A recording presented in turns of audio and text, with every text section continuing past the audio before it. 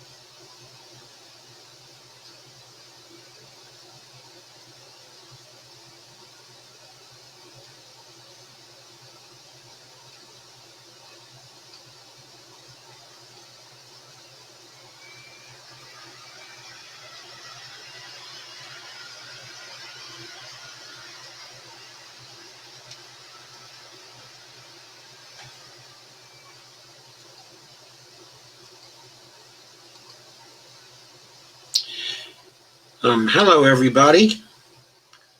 Sorry to be a bit late. I got wound around the axle a little bit in setting up, which occasionally happens. But here I am now, and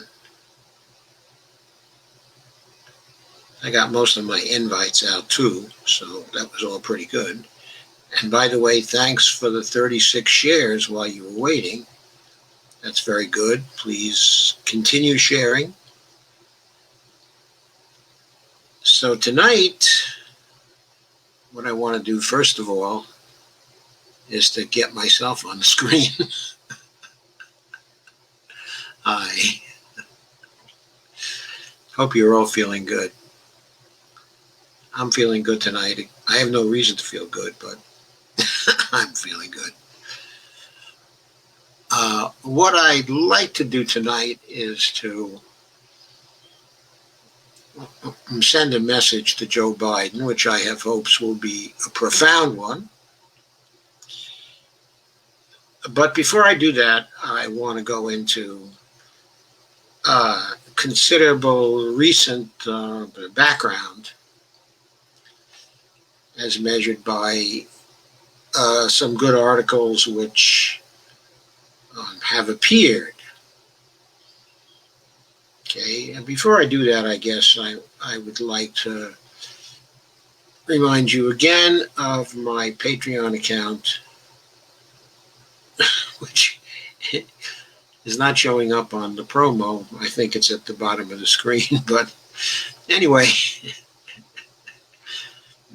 it's at patreon.com /Joe_Firestone. So thank you very much for visiting it from time to time.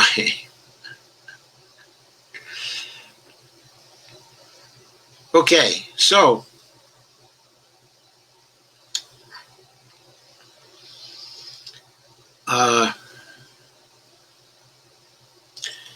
let me start going into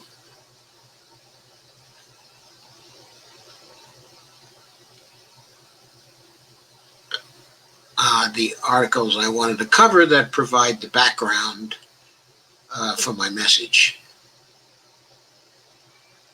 So,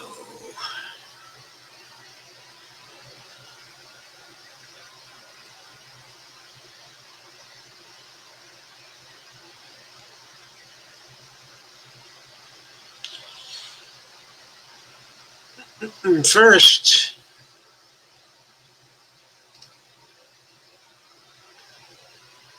I wanted to share a convention report that appeared in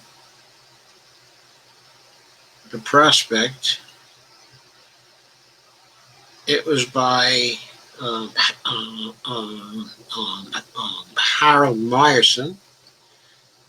Hal Meyerson.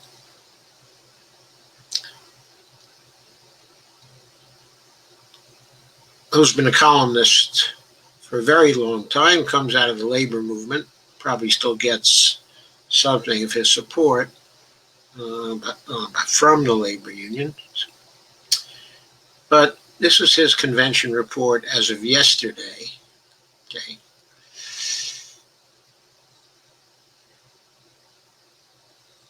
And it's about the Democrats on day 4 of the convention. Biden may not be woke, but he's certainly not sleepy. And Hal Meyerson thought he touched all the bases, that Biden was the economic fairness guy, no Democratic presidential nominee since Harry Truman, has highlighted unions more in his acceptance speech. I don't know that he highlighted unions as much as mentioned the word unions a number of times, but that's really neither here nor there. He was the Black Lives Matter backer, recounting his talk with George Floyd's 6-year-old daughter. I thought he not only recounted it, but had a little clip from it, didn't he? Or somebody did anyway. He fused the green and the red, vowing to combat the climate crisis, elevating it as the 4th overlapping crisis we face, alongside the racism, the economy, and the pandemic, by creating millions of jobs in the process, at least according to Joe. So strategically, Joe Biden put the pandemic right where it belongs, at the center of the election. I thought that was right, and that was good.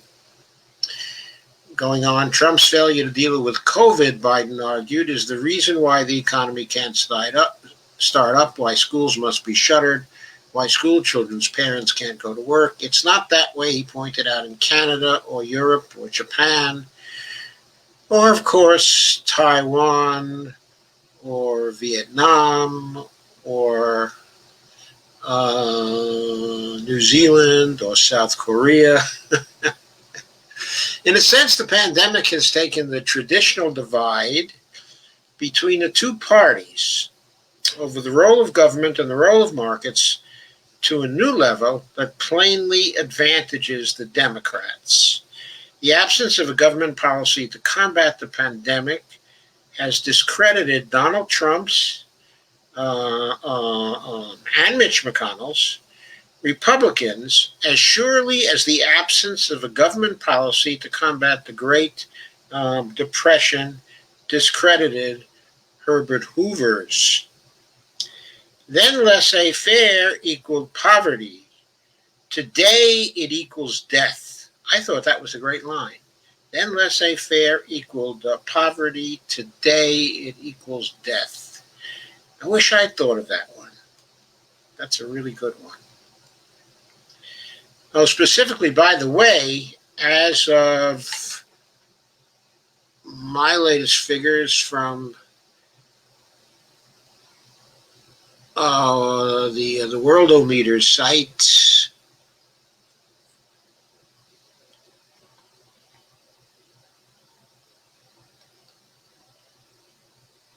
let me refresh the site.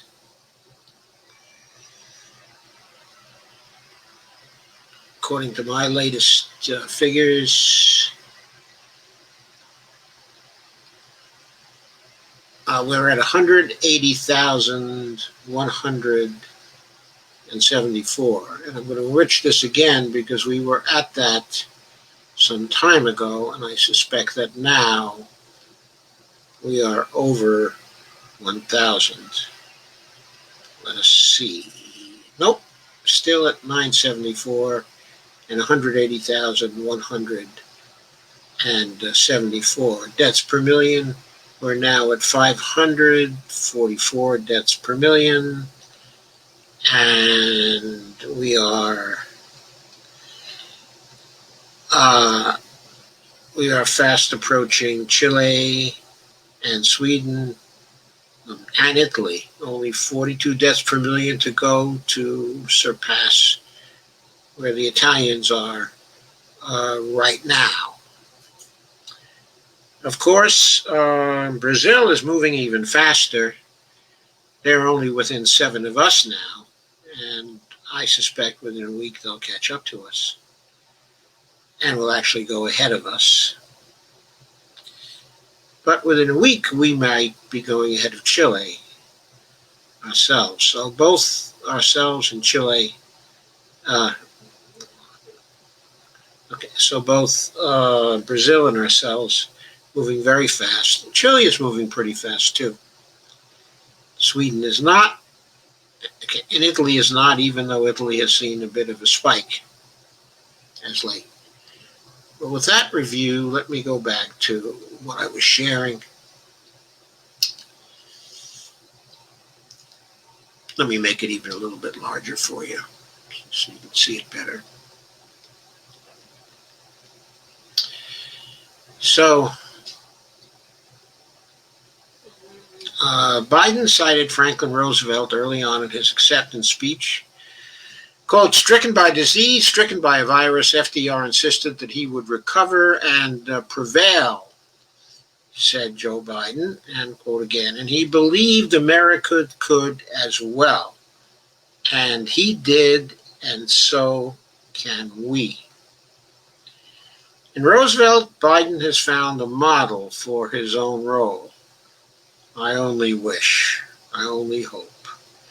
The convention featured numerous references in speech and image to the tragedies that Biden has endured.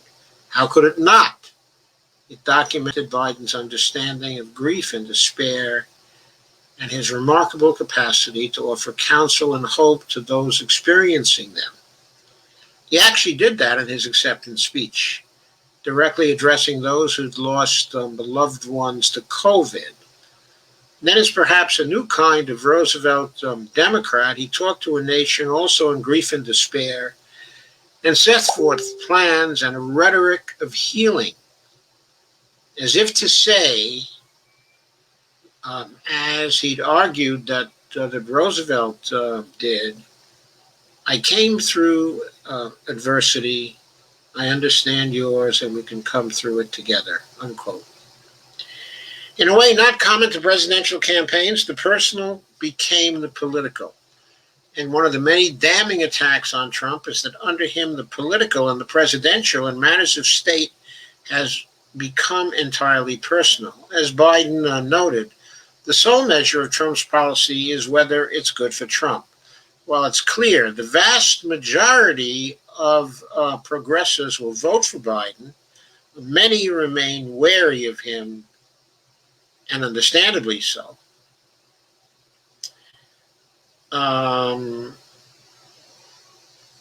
So though he is a malleable but no down-the-line liberal, but politically attuned but not the product of any great social movement, pro-labor but not one to overturn power relationships, the critiques are both familiar and valid, but the pandemic has given Biden the opportunity to champion activist government in a way that all but Trump zealots and die-hard laissez-faire nutcases will support. For all the various shortcomings in Biden's programs, they remain the most progressive any Democratic presidential nominee has embraced in half a century. Has it been that long? Really? Has it been that long? Moreover, Biden has one clear advantage over his colleagues on the left when he promotes them.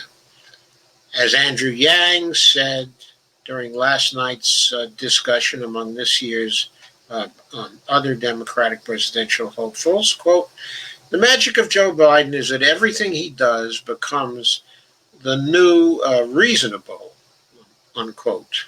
Well, that may be Joe Biden's magic for Andrew Yang, but I doubt it's his magic for most of us. Going on. There are clear differences between AOC's Green New Deal and Biden's pledge to invest $2 trillion to arrest climate change. I'd say there sure is, because AOC's Green New Deal, as costed out by Bernie Sanders, was going to require $16 trillion over 10 years, or $1.6 trillion per year. And Joe Biden's is a total of $6 trillion, a total of $2 trillion. I don't know over how many years, but certainly an inadequate amount. But when he and AOC support the same particular plank of climate policy, I think what he's talking about here is the plank in the platform. It sounds a lot less radical coming from Biden because he's Biden. That won't stop Republicans from attacking that plank, but it could swing enough centrist Democrats to turn it into law. Hopeful, but that's debatable. It was not a flawless convention. It was needlessly light on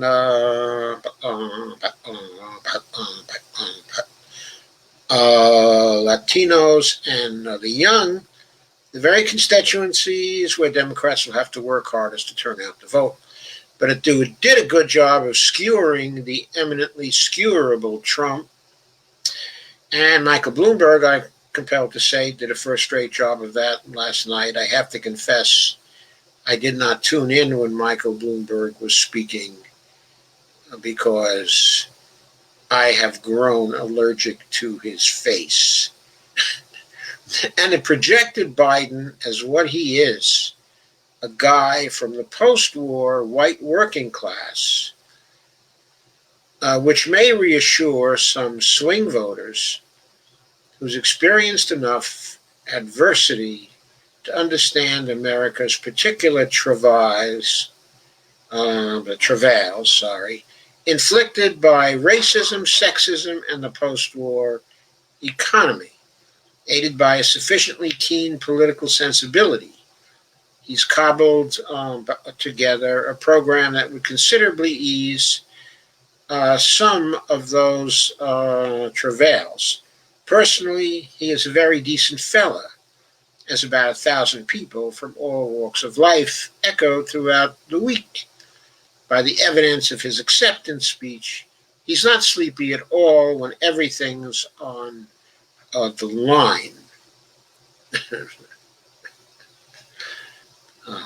Amphetamines, anyone? Running against a dangerous, racist, narcissistic buffoon in a year when the certainties of normal life have gone missing. That should suffice. But it'll take a hell of a lot of work from a hell of a lot of people to nail down the victory the nation so desperately needs. So that's what Harold Meyerson thought of the speech, and thought, of Biden. And of course, he emphasizes the hopey, changey stuff.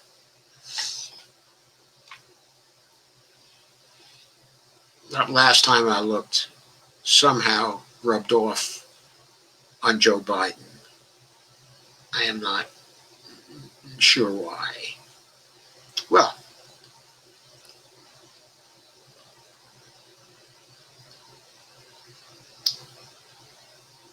so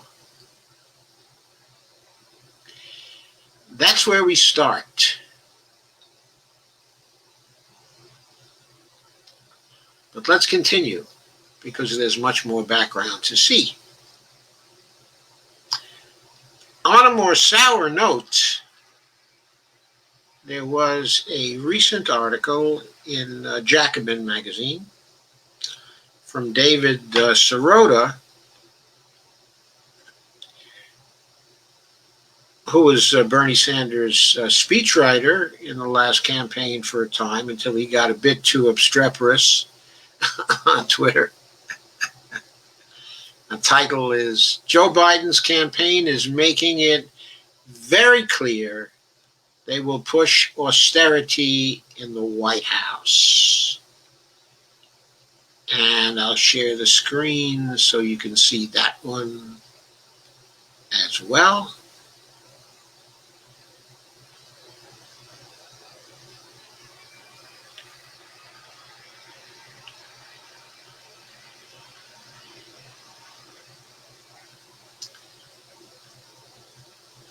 And let me get the date of that for you. It was on August 20th, 2020.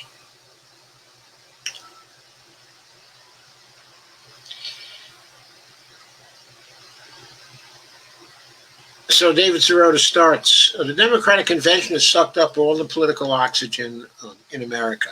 So much so that most people missed Team Biden signaling that it may back off the entire agenda it is campaigning on. This monumental declaration went almost completely unnoticed for an entire day, which is a genuinely disturbing commentary on how the biggest of big political news gets routinely ignored. To review the situation, earlier this month, Bloomberg News reported that Biden's campaign rolled out a $3.5 trillion economic program over the past month. I believe that article was on August 3rd. I read it a bit earlier today. One that promises to invest in clean energy and caregiving, buy more made-in-America goods, and start to narrow the country's racial wealth gaps, unquote. This, said the news service, was proof that Biden no longer adhered to an ideology of austerity and deficit hawkery, which would be good news. But then, on the eve of Biden's convention speech, the Democratic nominee's top aide suggested to Washington reporters that, in fact, that's not true. Here's the key excerpt, quote, former Delaware Senator Ted Kaufman, a Biden confidant who succeeded him in the Senate, predicted during a Wall Street Journal newsmaker's live interview Tuesday that a large increase in federal spending would be difficult to achieve in 2021. Quote, when we get in, the pantry is going to be bare, unquote, said Mr. Kaufman, who is leading Mr. Biden's transition team. Quote again, when you see what Trump's done to the deficit, forget about COVID-19. All the deficits that he built with the incredible tax cuts. So we're going to be limited. Find out Mr. Kaufman's email address and send him a bunch of Amazon Kindle copies of Stephanie Kelton's book. No, the article didn't say that. Economist Dean Baker goes over exactly how destructive and insane this ideology is. As he says, quote, the idea that we would not address pressing needs like climate change, childcare, and healthcare because we're concerned about the debt burden is close to crazy. As long as the economy is not near its capacity, there is zero reason not to spend to address these priorities, unquote. And Dave Sirota says, I encourage you to read his piece. We will do that very shortly. What I find particularly troubling is that Kaufman's quote made it into the Wall Street Journal yesterday. The newspaper tweeted it out early this morning. It sat out there for almost 24 hours, an eternity in the current news ecosystem, and yet, as far as I can tell, nobody noticed. Hell, The Journal's tweet had all of 1 retweets on it as of this morning. I snipped Kaufman's quote and I tweeted it out at 1 a.m. last night when I first saw it. And thankfully, my tweet pushing it out there has now belatedly moved it around into the political bloodstream. Helped also by an awful lot of replies to his quote and an awful lot of references to Stephanie Kelton. Lots of people are tweeting about it and commenting on it all this morning. They're still commenting on it days later. That's good. I guess I'm glad my Twitter feed has at least some minor value. However, the fact that this wasn't huge news the moment it came out is troubling. This monumental declaration was in a major newspaper. It should have set off immediate alarm bells for all the think tanks, unions, and advocacy groups in Washington whose job is to make sure that this kind of destructive austerity ideology does not once again take hold in the Democratic Party. There should have been press releases and statements of outrage and congresspeople on TV talking about it. But for an entire day, there was nothing until it was shamed into the conversation. This is not the first time there's been silence on stuff like this. Less than a month ago, Biden explicitly promised his Wall Street donors that despite his public campaign promises, he will not be pushing new legislation to change corporate behavior.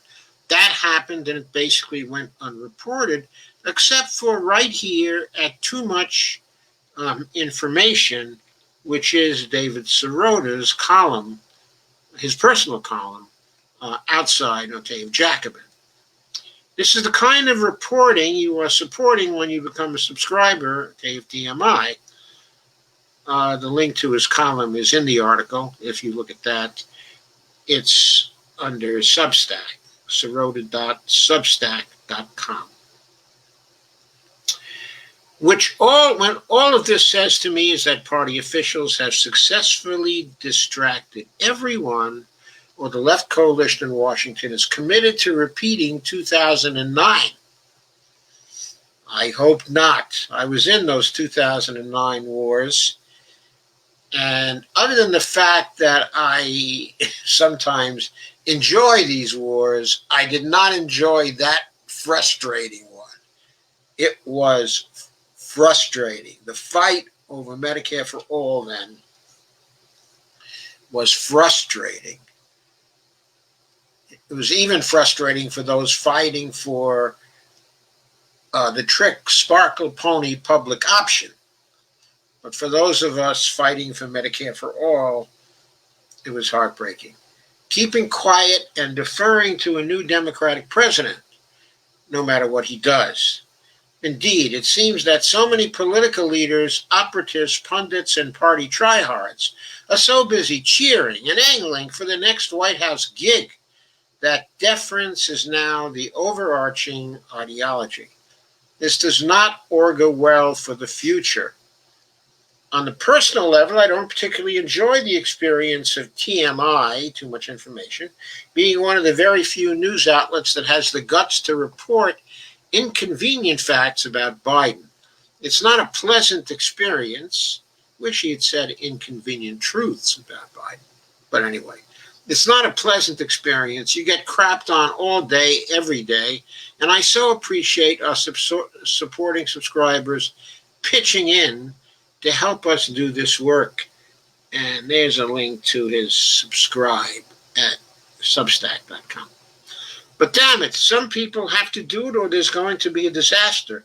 Biden stomping on his own campaign pledges and loading up the Democratic convention with GOP icons threatens to deflate voter enthusiasm, raising the possibility that Trump gets reelected or we see something even worse in the future. I've said it before and I'll say it again. If Democrats win this election and 2020 is a repeat of 2009, then 2024 is going to be a repeat of 2016, only with a much smarter version of Trump winning the presidency. Deferring to the Democratic establishment, sitting quietly when the destructive ideology of austerity is now renormalized, is intolerable. The alarm needs to be sounded now. Deference is not acceptable. And I could not second that in stronger terms myself. Deference is not acceptable. Certainly not. Only condemnation is acceptable.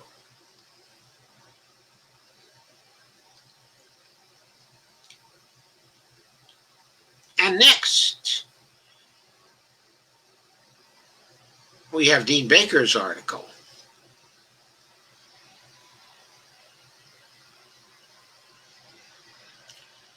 I share the screen for that one too, because it has one or two good points to make. One or two good, fun points to make. And this is on Dean Baker's blog at the Center for Economic and Policy Research. The title of it is Burden of the Debt, Lessons for Biden Advisor Ted Kaufman. Dean picked this up on August 20th, 2 days ago. Top Biden advisor and longtime personal friend Ted Kaufman was seen in the Wall Street Journal warning that the debt run-up by the Trump administration will seriously limit what Biden will be able to do as president.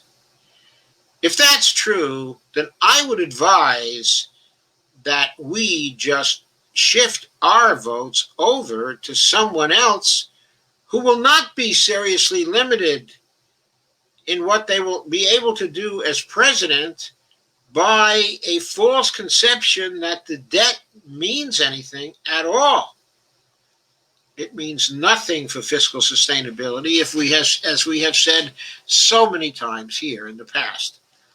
This is wrong big time, says Dean, and it is the sort of silly thing that no one in a Biden administration should ever be saying. Did I successfully share that one? Yes, I did. Okay. The government's ability to spend is limited by the economy's ability to produce, not the debt. If the government spends too much, it will lead to inflation.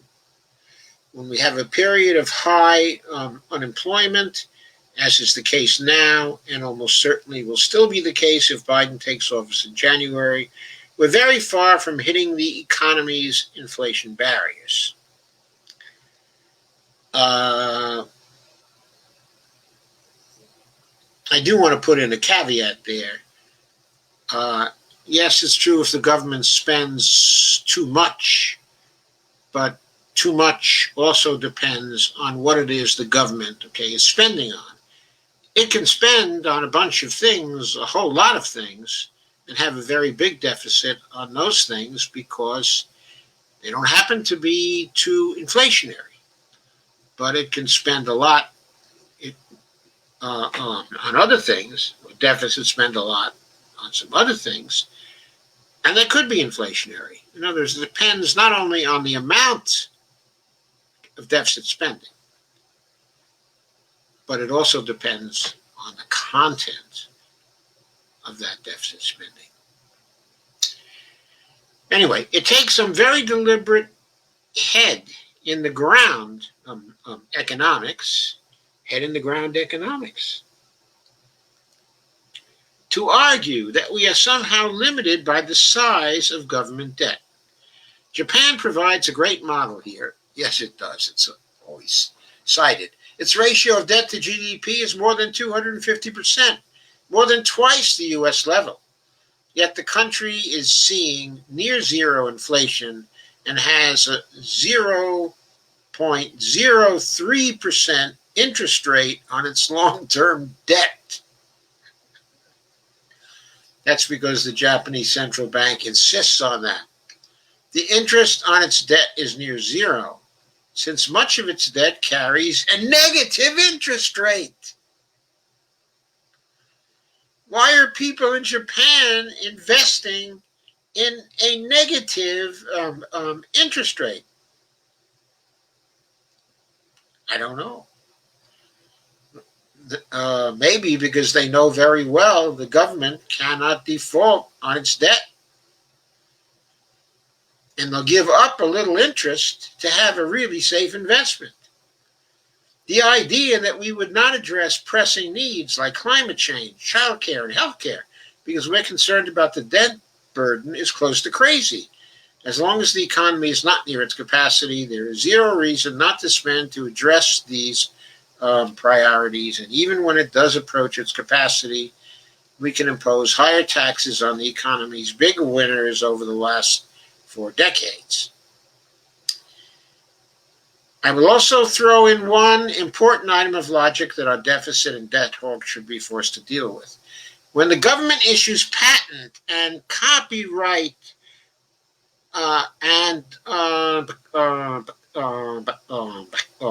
copyright monopolies to pharmaceutical and software and other companies, this is a form of implicit debt.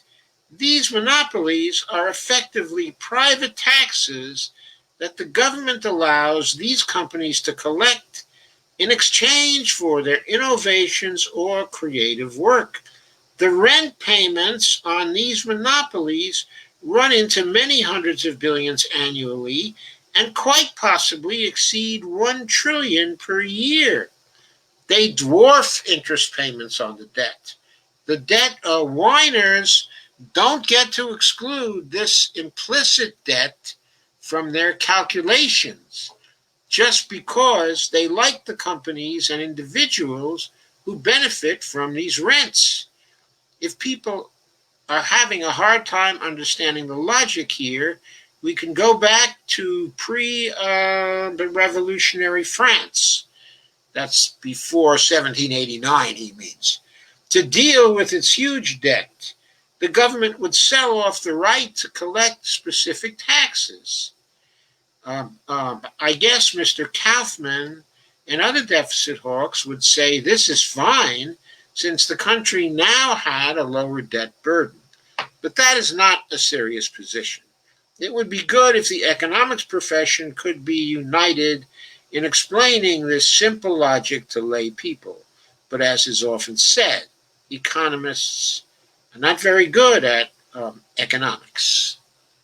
I thought you would find that article both enlightening as to the cost of the monopolies, which we all seem to favor, and in addition,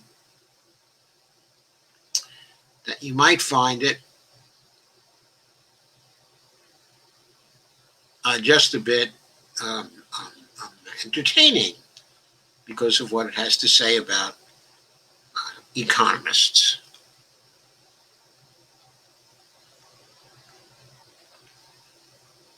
And one final piece that I would like to go over before I get to my message.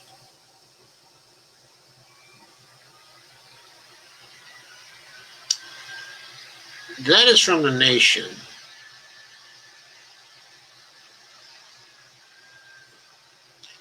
I like some articles from The Nation, but not as much as from some other publications.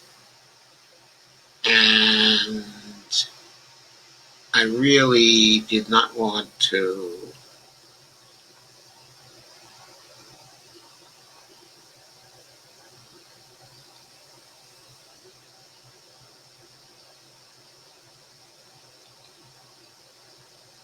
here we go. So,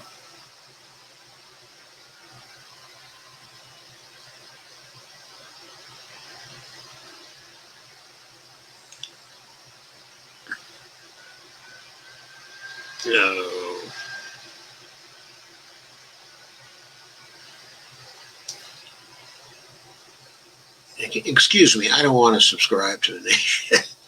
Biden cannot win or govern as a deficit hawk. This is by John Nichols, who I do like as a columnist.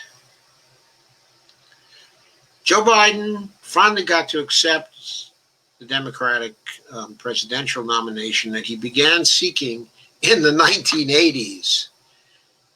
During the 1980s, he was derailed in part by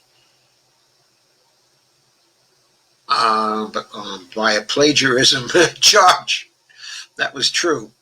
And he did so with a graceful turn, promising, "We can and will overcome this season of darkness," unquote.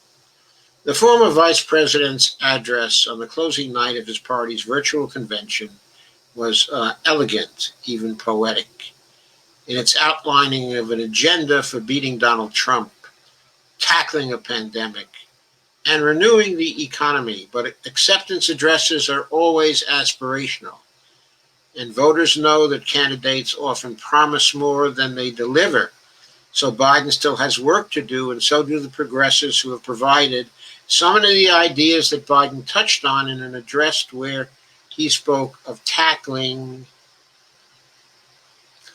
4 historic crises all at the same time. A perfect storm. The worst. There it is again. Sorry, folks.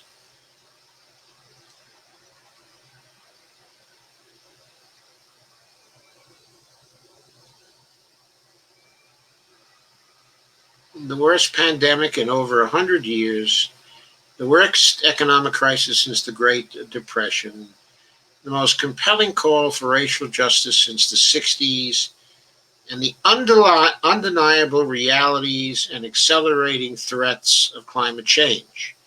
To meet those challenges, the federal government must spend money. Biden acknowledged this by referencing a predecessor who dramatically expanded the role of government. Nearly a century ago, Franklin Roosevelt pledged a New Deal in a time of massive unemployment, uncertainty, and fear. Stricken by disease, stricken by a virus, FDR insisted that he would recover and prevail. And he believed America could do as well. And he did. And so can we. These are appropriate and necessary ambitions, as was Biden's June proposal for the $2 trillion investment in clean energy and infrastructure. Unfortunately, even as the candidate was putting the finishing touches on his speech, creating doubts about whether the nominee is prepared to match words with deeds, quote, "When we get in, the pantry is going to be bare," unquote, longtime Biden aide Ted Kaufman told the Wall Street Journal. By the way, Ted Kaufman is also Biden's transition chief for this campaign. Okay, if he's elected, then Ted Kaufman is going to manage the transition. He told the Wall Street Journal in an article published Wednesday, the third day of the convention, quote, "When you see what Trump's done to the deficit, forget about COVID-19, all the deficits that he built with the incredible tax cuts. So we're going to be limited," unquote. The Journal explained that Kaufman, quote, "predicted that a large increase in federal spending would be difficult to achieve in 2021. Ted Kaufman is not some Biden campaign hanger-on. He's the head of the transition team. Oh, sorry about that. Shouldn't have mentioned it earlier. When someone in his position starts talking about the limited options, alarm bells should go off. This is the kind of talk you heard in 1993 when Bill Clinton, after winning the presidency with a campaign that talked big about all that he would accomplish, suddenly became a deficit hawk. Well, that's after he talked to Bob Rubin. I think that it was after the campaign he talked to Bob Rubin. But anyway. Yeah, Bob Rubin was a fly in the ointment also with respect to Barack Obama. He seems to have had a big hand in Obama's going after, or saying he was going to go after a public option as opposed to Medicare for all. Similarly, in 2009, after George W. Bush handed Obama a Great Recession, right-wing Republicans and centrist Democrats leaped in to tell the newly elected president everything he could not do. And I might add, Obama listened to them with a sympathetic ear. When Vermont Senator Bernie Sanders heard that Kaufman was laying the groundwork for another austerity, Sanders said, quote, "He is dead wrong," unquote. And John Nichols says, dead wrong morally, dead wrong economically, dead wrong politically. John goes on and says Americans have grown cynical about whether Democrats in government will address the fundamental challenges facing the nation. Kaufman fed that cynicism. If his thinking takes hold, the Democrats will be tripped up. Austerity won't cut it this time. Democrats and the party's new leader, Biden, have to communicate that they're willing to spend what is necessary to provide health care, housing, and employment, and to ensure justice. More than that, though. More than that. They have to communicate they're willing to spend what is necessary to end the climate crisis. And not by 2035 either.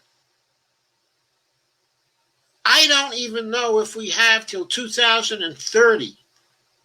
Lots of signs have been coming up of late suggesting that the IPCC report was too optimistic, that we don't have until 2030. We may have years less than that. Anyway, going on. To that end, economist Dean Baker says, quote, Biden's people should be prohibited from ever whining about the government debt, unquote. Yes, they should. The deficit hawk agenda is dangerous for the country. Quote, we need massive investment in our country or it will fall apart. This is not a joke, unquote, argues Alexandria Ocasio-Cortez. Quote again, to adopt deficit hawking now, when millions of lives are at stake, is utterly irresponsible, unquote. I want to emphasize one thing now that was not the case in 2009. We've heard from David Sirota. We have heard from Dean Baker. We've heard from John Nichols. We've heard from AOC.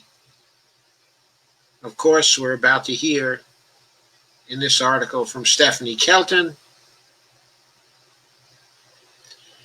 We are hearing from scores of people today, hundreds of people today, that the deficit hawk agenda is dangerous for the country. But in 2010, we were not, in 2009 and 2010, we were not hearing that from very many people. There were very few people with a knowledge of MMT in the spring of 2010, and even fewer in the spring of 2009, when H.R. 676 was being debated before it got shelved. At that time,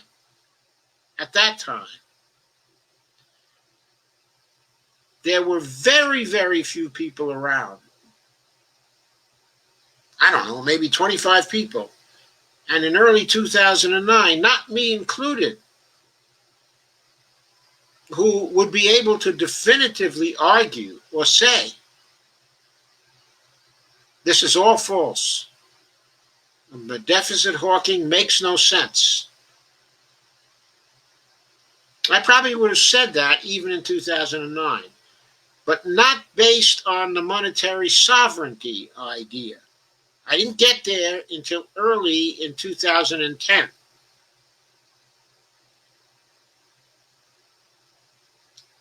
I mean, how many people were capable of making that argument in 2009? I don't know, maybe 40. Maybe 40 in the whole country. And hardly anybody knew who they were. Now, there are thousands who can make that argument. And that's different. So AOC says, quote, to adopt deficit hawking now when millions of lives are at stake is utterly irresponsible, unquote. It's also utterly unnecessary because, as AOC notes, the pantry that's always got plenty of money to fund the military-industrial complex and tax breaks for the rich, quote, is absolutely not bare, unquote. Even so, that's not quite the same as saying that the capacity of the federal government to issue its own currency as a monetary sovereign is unlimited. The ability to create that currency is an asset of the federal government. What is that asset worth? It's worth all the currency that the federal government could ever create during all the years that it remains a monetary sovereign. Quote, let's be clear, says economist Stephanie Kelton. And quote again, the pantry is bare for millions of families, not for Congress, not now, not ever. Kelton takes on deficit hawks in her new book, The Deficit Myth, Modern Monetary Theory and the Birth of the People's Economy. The deficit hawk agenda is also dangerous for the Democrats. Donald Trump won't be campaigning this fall on an austerity agenda. He'll be promising the moon and the stars, including a mad scheme to defer the payroll taxes that sustain Social Security. Trump just wants another term so that he and his wrecking crew can cut more taxes for the wealthy and barter off the United States Postal Service. If Democrats campaign on the Republican light promise of tightening our belts, quote unquote, they will undermine their own prospects. Biden might still prevail, but his margin will narrow and prospects for taking the Senate will be diminished. I'd say they'll be gone. If the Democrats start talking about tightening their belts, a lot of Republicans are going to be reelected to the Senate whose chances don't look very good right now. To achieve a meaningful victory in 2020, Democrats must mobilize millions of disenchanted and disengaged Americans.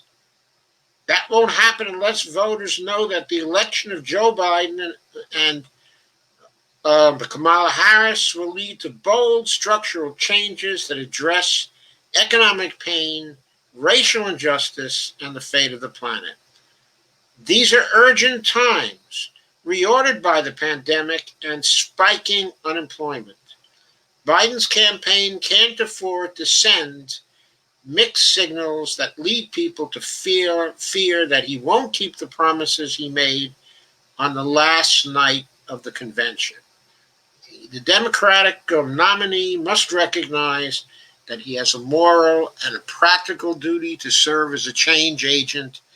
Now he has to communicate that recognition to potential voters whose cynicism has been honed by too many betrayals, including the betrayal by his partner from 2009 to 2017, specifically Barack Obama, the master of betrayals. The trouble is that some Biden's people are sending the wrong signals. The convention was light on content. The party's platform, which was drafted by a committee packed with Biden allies, pulled its punches by not embracing Medicare for all, a Green New Deal, the legalization of cannabis, and criminal justice reforms, as bold as those supported by Democrats in Congress. That was a missed opportunity, and now Ted Kaufman is running around talking about an empty pantry and limited government. Quote, this is wrong big time and is the sort of silly thing that no one in a Biden administration should ever be saying, unquote, says Baker, who explains. It takes some very deliberate head-in-the-ground economics to argue that we are somehow limited by the size of the government debt. And then he goes into Japan, which I already read. But I'll continue with the final paragraph of that. The idea that we would not address pressing needs like climate change, child care, and health care because we are concerned about the debt burden is close to crazy. As long as the economy is not near its capacity, there is zero reason to spend to address these priorities.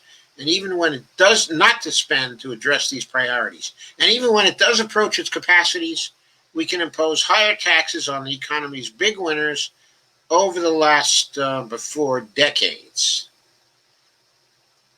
and use other methods of containing inflation as well.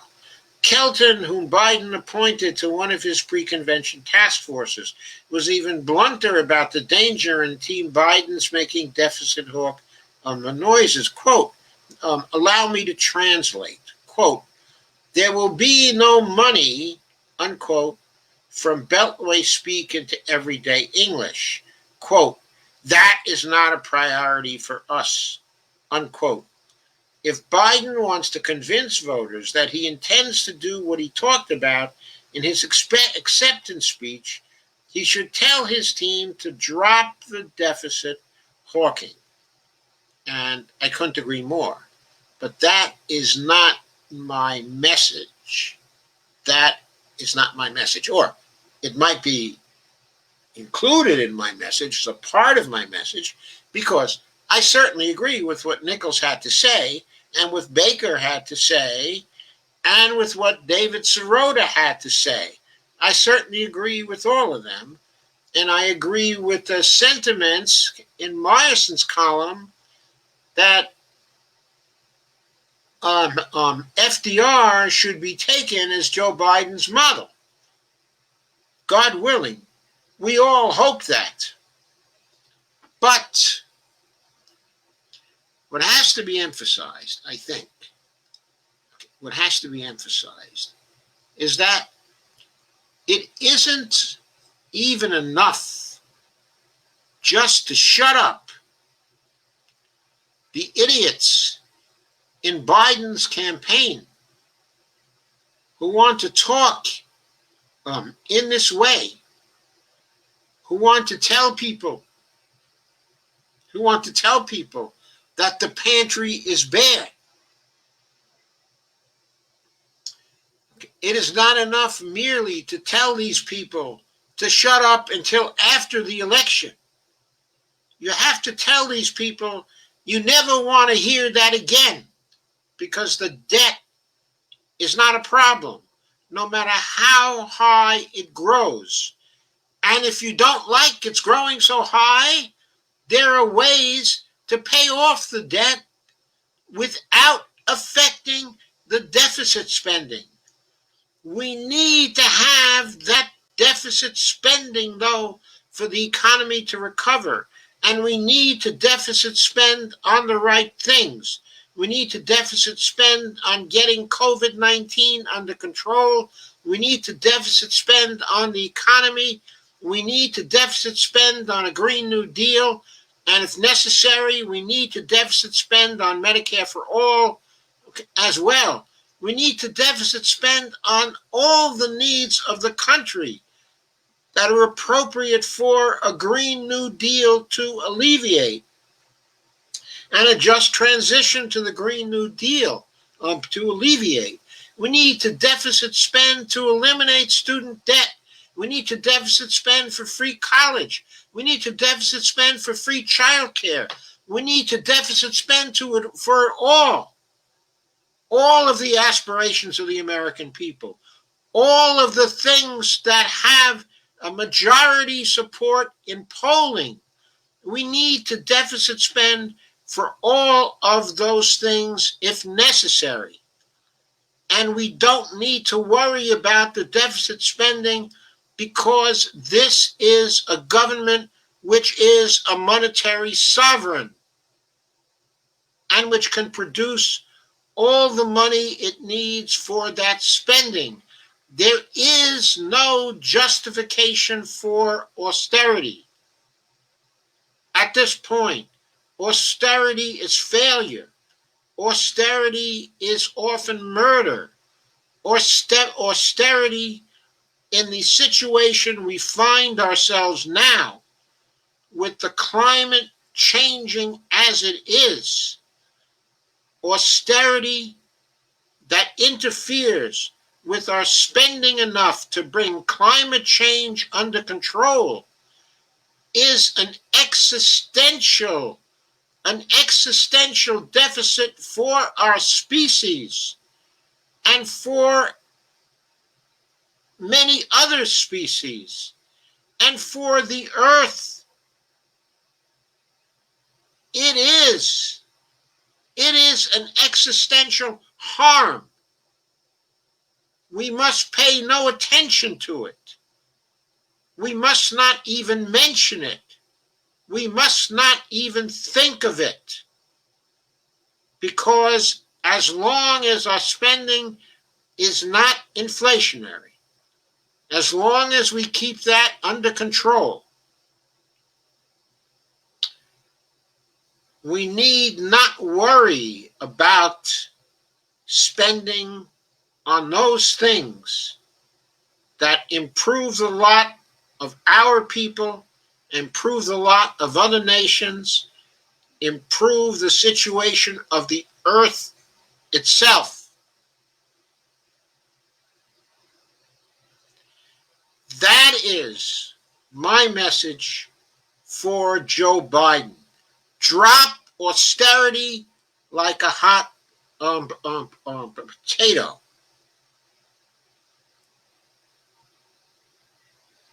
If you advise your people right now not to mention austerity again, not to talk about empty pantries, not to even give a hint of it for the campaign, that's a start.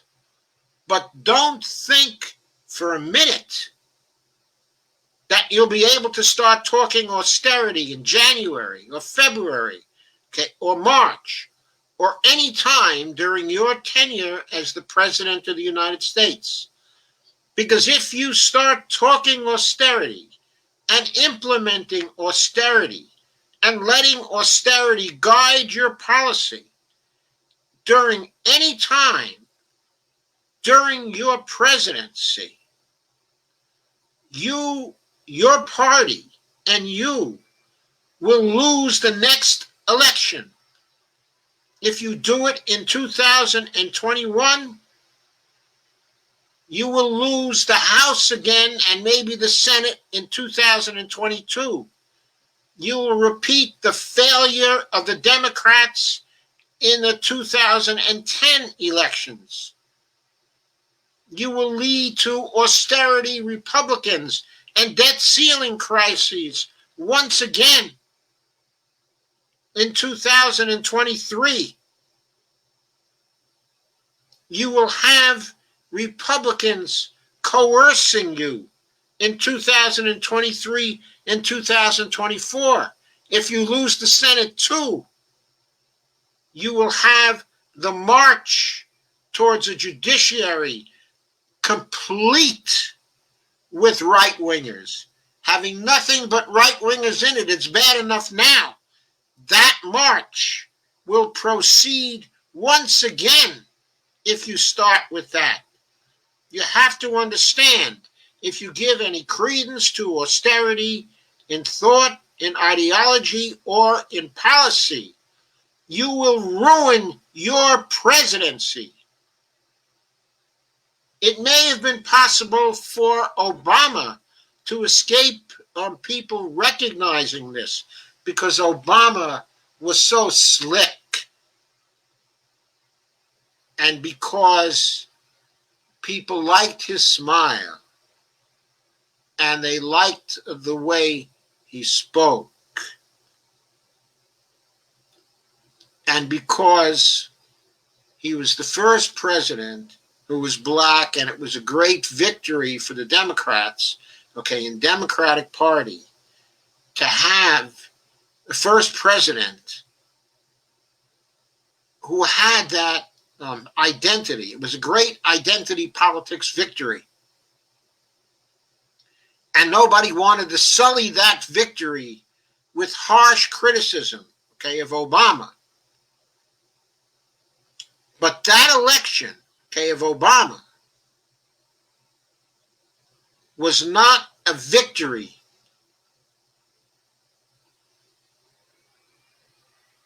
for the well-being, the day-to-day well-being of most Americans in this country, including black Americans. Austerity harmed people, and the people who bore the brunt of austerity were black Americans and Hispanic Americans and poor people of all kinds and women, because Obama conducted the class struggle during his presidency on behalf of the wealthy, on behalf of the corporates. That's what he did. That's the truth. If we don't recognize it now, give us another decade. Give us another decade. The historians will recognize it. But for you, Joe Biden, austerity would not bring the same tolerance and the same reluctance to criticize. Your presidency, if you pursue austerity, will be ruined. Your legacy will be ruined. You would be an impotent president by 2023 if you practice austerity in 2021 or 2022. Now, some others have been warning you that if you talk austerity now, you won't win. That may be or may not be. Trump is so terrible that you still may win. But those who are warning you that you may not have the Senate if you start to talk austerity now, or the people in your campaign start hinting about austerity. By the way, what a bonehead play by Ted Kaufman. I mean, whatever he thought. What a stupid thing to do. I mean, Biden really ought to give him a piece of his mind. That was sheer political stupidity, just from that point of view. Anyway, my message is not that you'll necessarily lose right now. Because as I said, people are just getting tired of the butcher. Just getting tired of the butcher. They want to change. I think they'll gamble on you.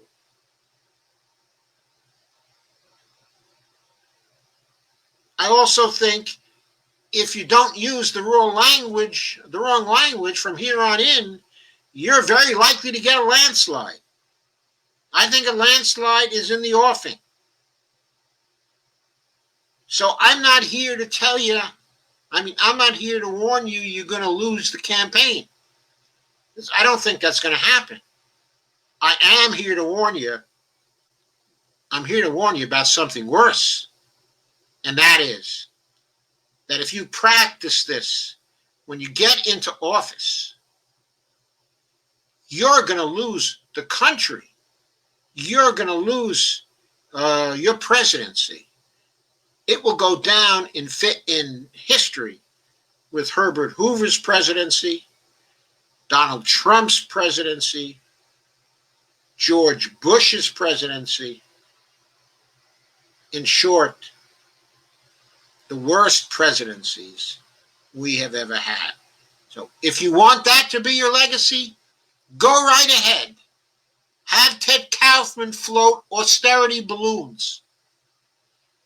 Have others talk about fiscal responsibility and fiscal sustainability. But I'm going to tell you two more things. First, for a monetary sovereign, there's no fiscal sustainability problem. Doesn't matter how high the debt is. We can always create more money for the things we need. A monetary sovereign can always create more money. Article 1, Section 8. It's in the Constitution. Read it. Read it, Joe. Read it again.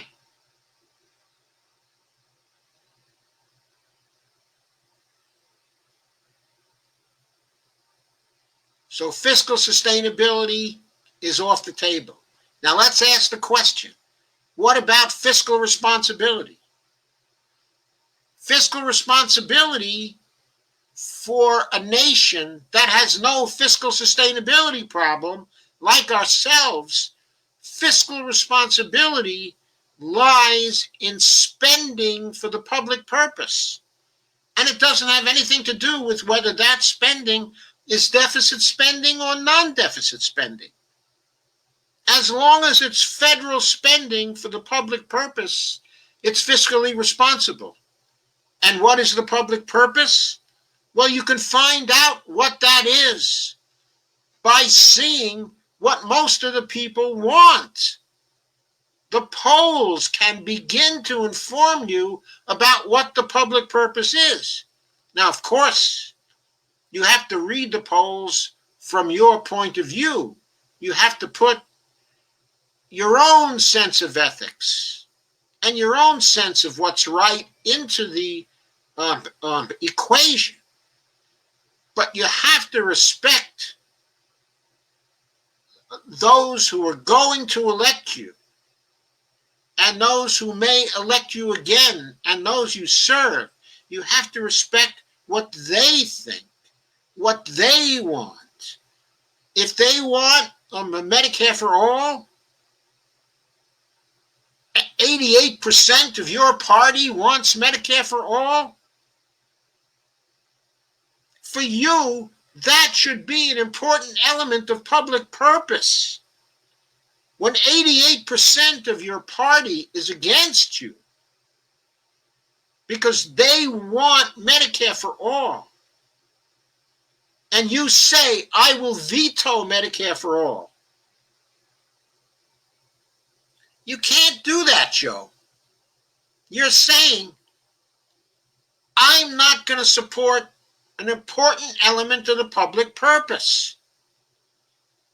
When you say, well, I don't support the Green New Deal, I mean, optics aside, slogans aside, you cannot oppose the substance of the Green New Deal because people want that. It's in the polling. They want that. And the public purpose of a democracy, the public purpose of a democratic nation, has to be defined in large part by the input from its people.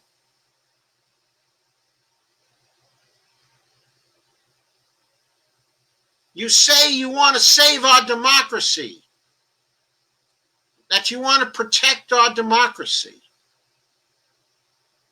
Then you have to listen to us. You have to try to give people what they want. Not what the donors want. Not what small minorities want. What most of the people want.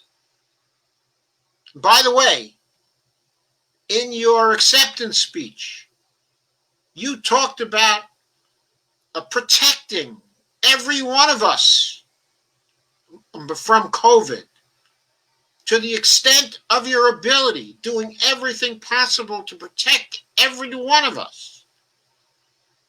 How, Joe, can you protect every one of us by not providing Medicare for all with no copays and no deductibles? can people without insurance and your insurance plan that you put forward by your own admission would leave 10 million people uncovered?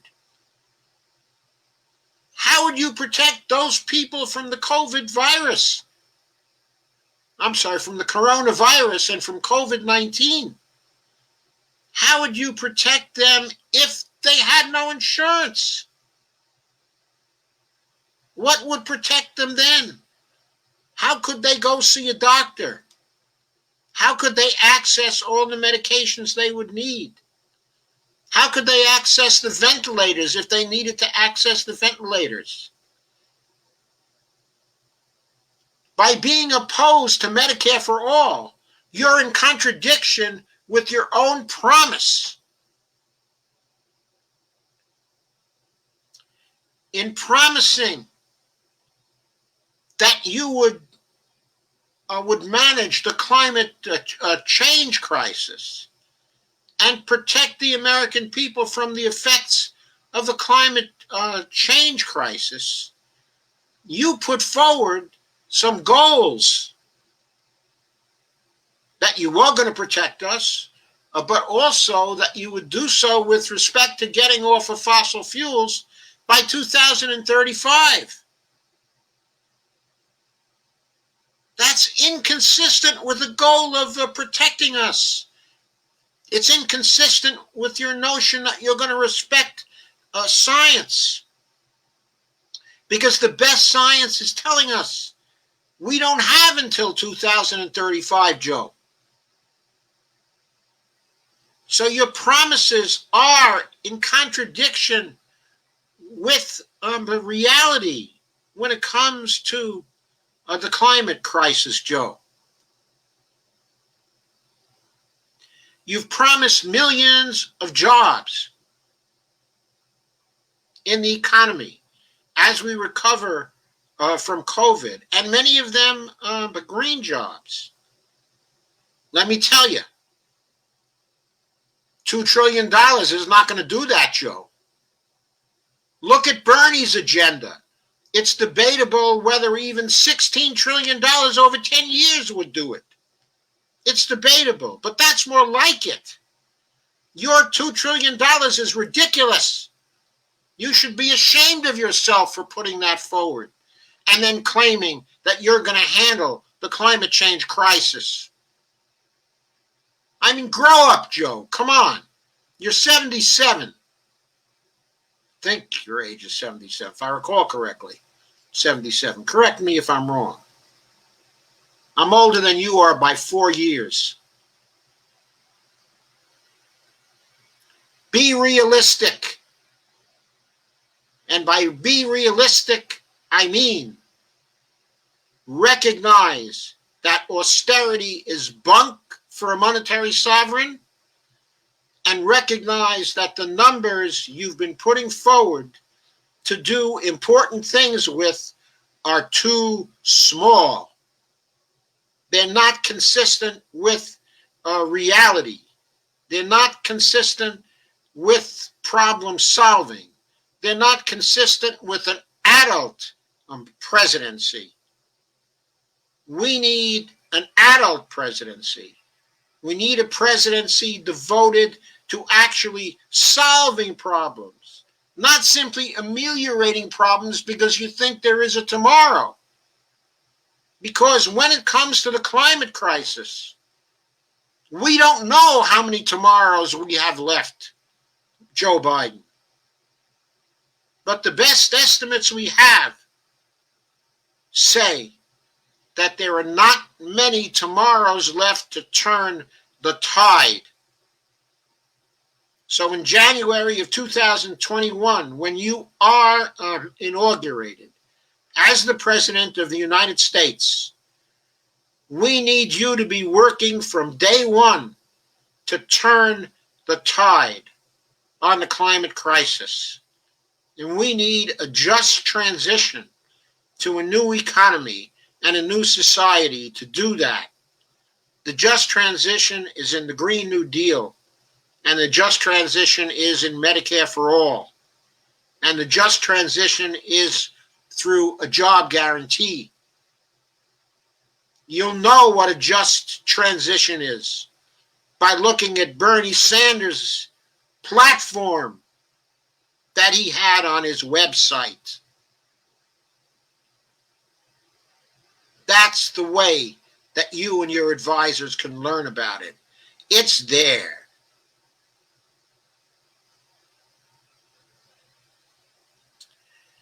So, that's my message for tonight. Good night, Joe Biden. For the rest of you, I'm going to start on your comments.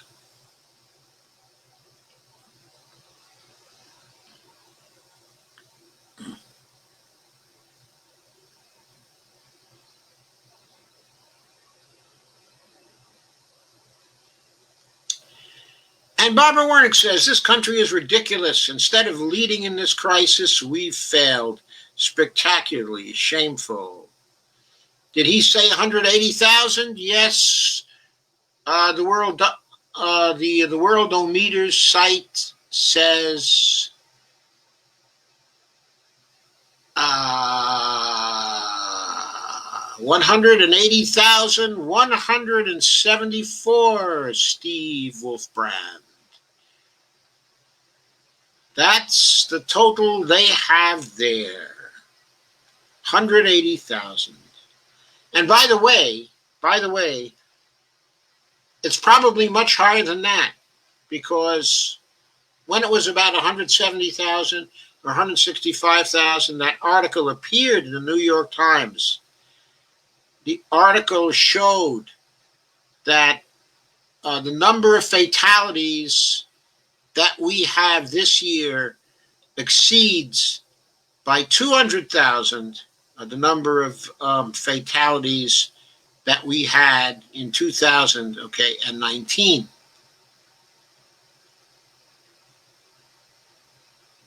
And it exceeds it by 200,000. Based on what we know, we think most of that 200,000 is from COVID. So at that point, it was likely that we were underestimating the number of deaths from COVID by close to 35,000. Sandy says, share. Thank you, Sandy. Barbara says, Biden could never level up to FDR. Bernie's wrong.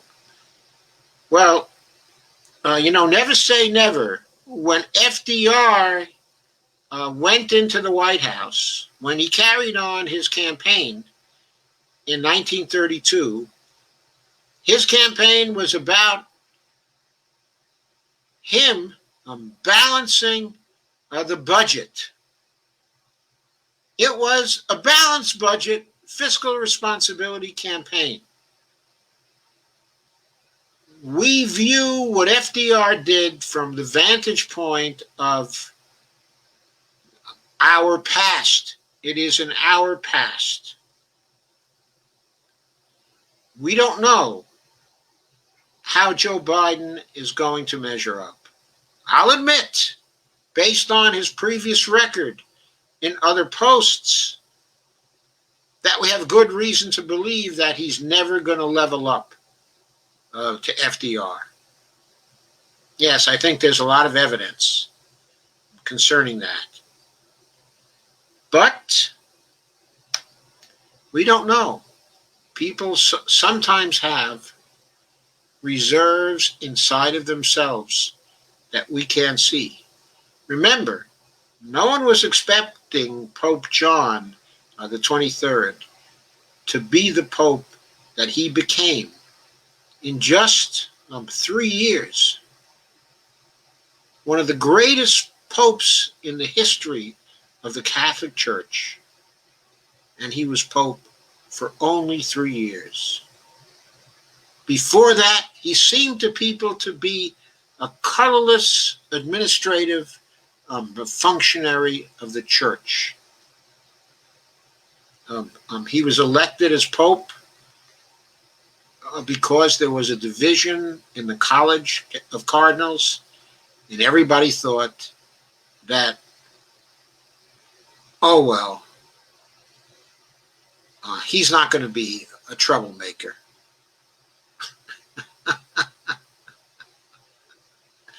Rob says, hey, Yoda. Hey, Rob. Sandy says, no. Sandy says, Magic my Aunt Fanny. Barbara says, if I were a politician right now, I would understand in the moment. Who do we have who understands this moment? I'm afraid one person we had who understood this moment did not win the nomination of a Democratic Party. And another person who we have who understands this moment is too young to serve in the presidency. Okay, and another person we have who understands that this moment would probably never be elected as president of the United States because her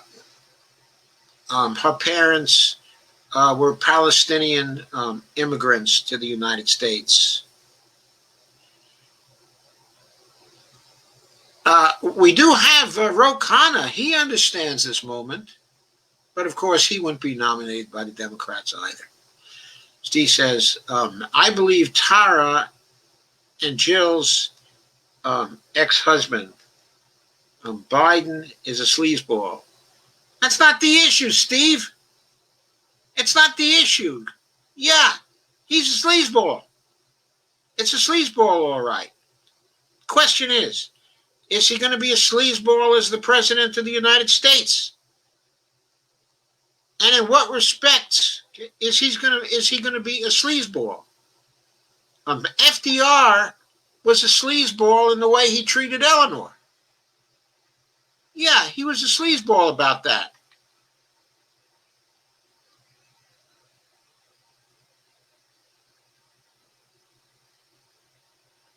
Sandy says, maybe Howie. Yeah, maybe Howie. Maybe Howie. I think he wants, what we want. There's a very good chance I'm going to vote for Howie. Rob says, a message to Joe. If Howie learns a little MMT, I'm probably going to vote for him. And Rob says, a message to Joe. Really? He hasn't woken up to get the message that he already blew it. Joe Biden is doing terribly bad with the Latino voting bloc. Joe Biden is in more trouble than everyone really wants to admit. Oh, God. Yeah, maybe so, but we're at 180,000 fatalities now. It's only August the 22nd. By October 1st, we could be looking at 210,000 fatalities by that time. Joe Biden's going to be running on that. He's going to be running on that.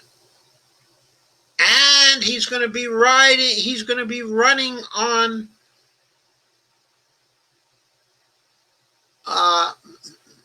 solving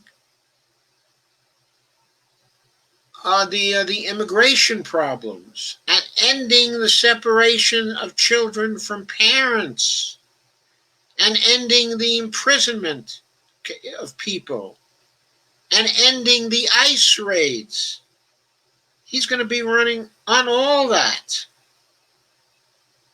If he has sense enough to run on the job guarantee as well, he's going to do a lot better with the Latino voting bloc. A lot better. Evelina says 43 write-in states, I heard. Kay says, do you vote from there? I don't know whether Virginia's a write-in state. I got to check that out.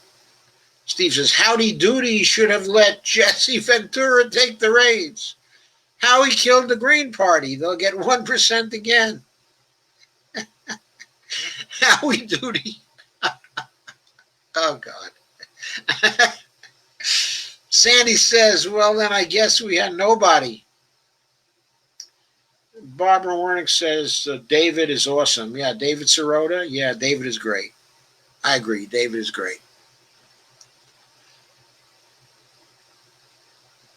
Evelyn says, not Iowa, not Florida, not Louisiana, and I forget which others are not. I should know whether Virginia is a write-in state, but I don't know.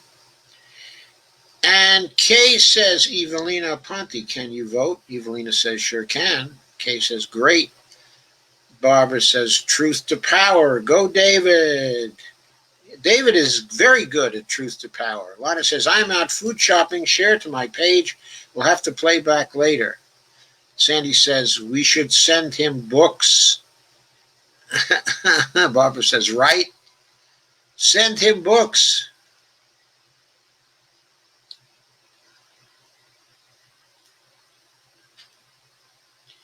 Yeah, send him my book on the platinum coin.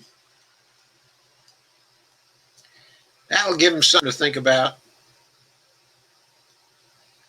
Sandy says, I will take some ice cream. Thanks, Lana. Kay says, Kelton is on a task force there. I think the task force work is over now. And Barbara says, should have been headlined. Steve says, pretty much. Send to whom? Well, I was suggesting we send it to Ted Kaufman. Simply inundate Ted Kaufman with Stephanie Kelton's books. If he gets Amazon gifts for 100 copies of Stephanie Kelton's book, that would cost something, because it's $17.99 a book.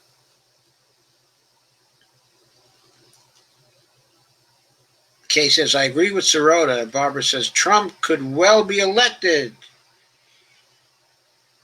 Could well be reelected. And progressives are the enemy of Dems, not Trump. Well, actually, I think we are the enemy of both. And I wouldn't even say we're the enemy of Dems. We're the enemy of centrist Dems. We're the enemy of rightist Dems. We are not enemies of the progressive Dems. There are progressive Dems. For example, I was going to say Bernie Sanders, but Bernie doesn't. He's not actually registered, okay, as a Dem. But we are not enemies of Ro Khanna,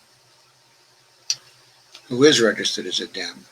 Kay says, I'm ready for a trip to Cuba, laugh out loud. You'd probably be welcomed in Cuba. Deborah says, Cuba rocks. Been there twice. Steve says, so size does matter, not the size of the deficit. Well, within limits,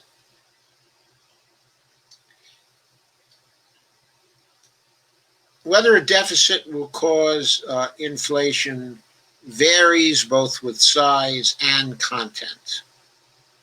So the size of the deficit can matter. If the size is extremely large, or the deficit spending, okay, is of the wrong kind. If the deficit spending doesn't increase productivity and capacity. Evelina says, oui, madame. Steve says, I don't see inflation when everyone is broke. Neither do I, and neither does Dean Baker.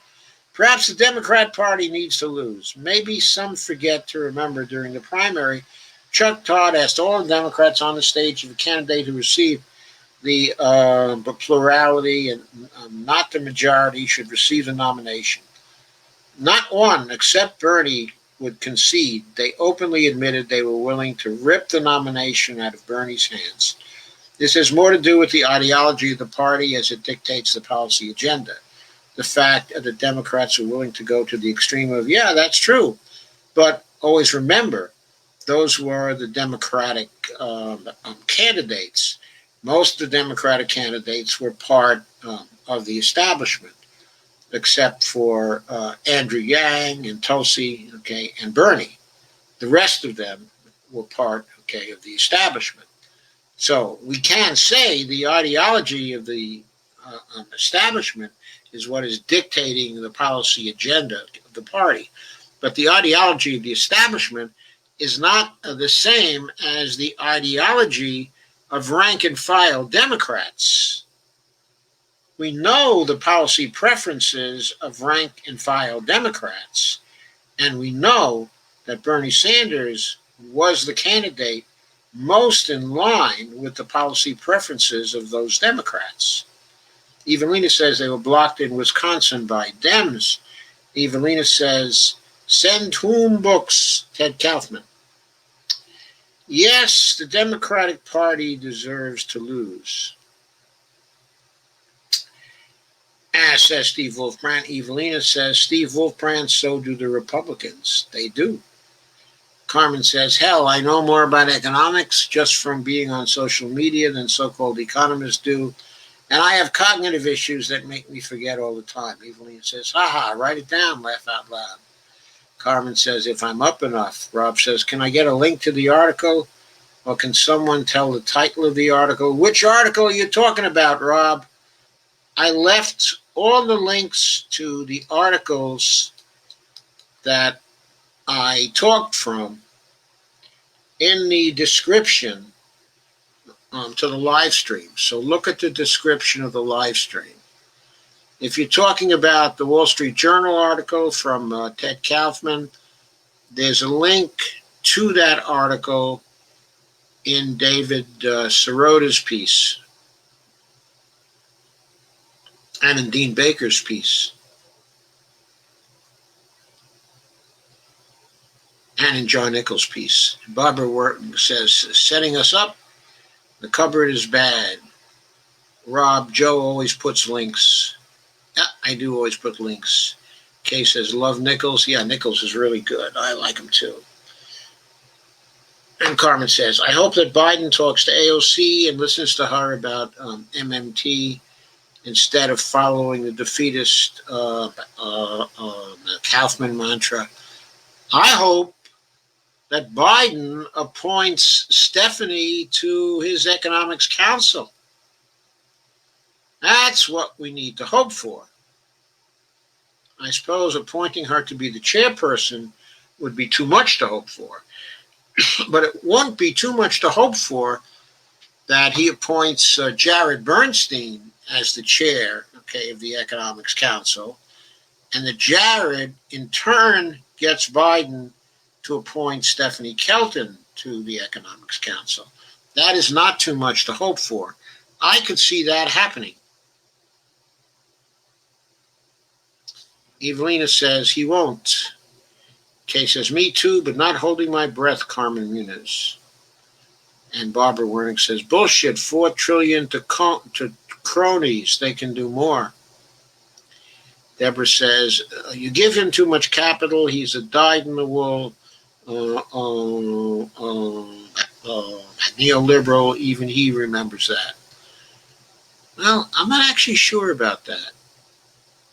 Biden is older than a lot of the neoliberals. He's older. When he was a kid, honey, who are you talking to? Oh, I'm fine. Yeah. Why did you think I wasn't okay? Huh?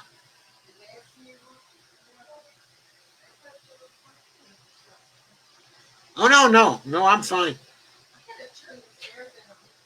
Okay, go ahead.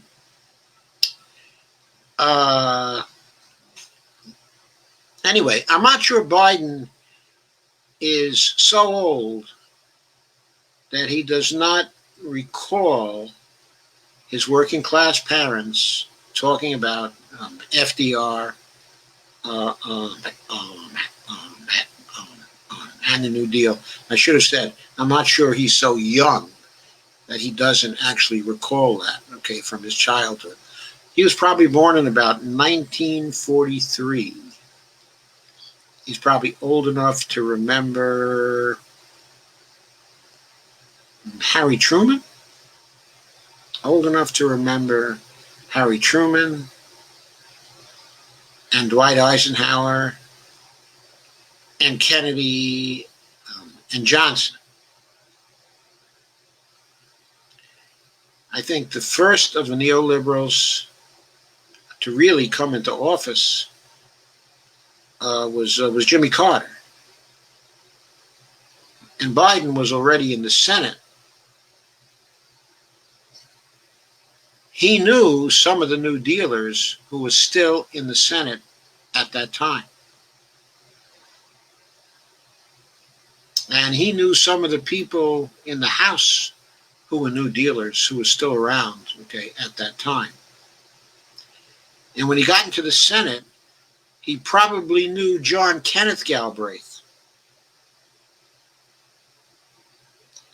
I'm not sure he's such a dyed-in-the-wool neoliberal as all that. Yes, he adapted to neoliberalism.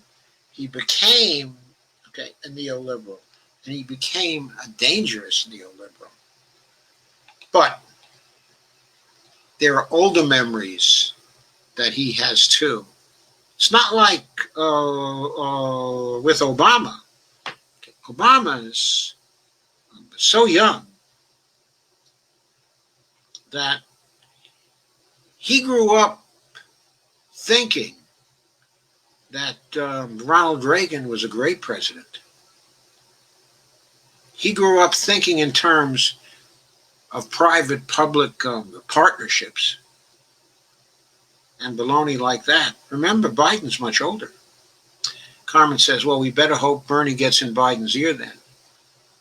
I'm not sure Bernie is an MMTer. I'm sure he's an MMTer. He's just not telling the truth about it. I've got black screens. That's what we're having trouble. No, I'm fine. I'm fine. I'm fine.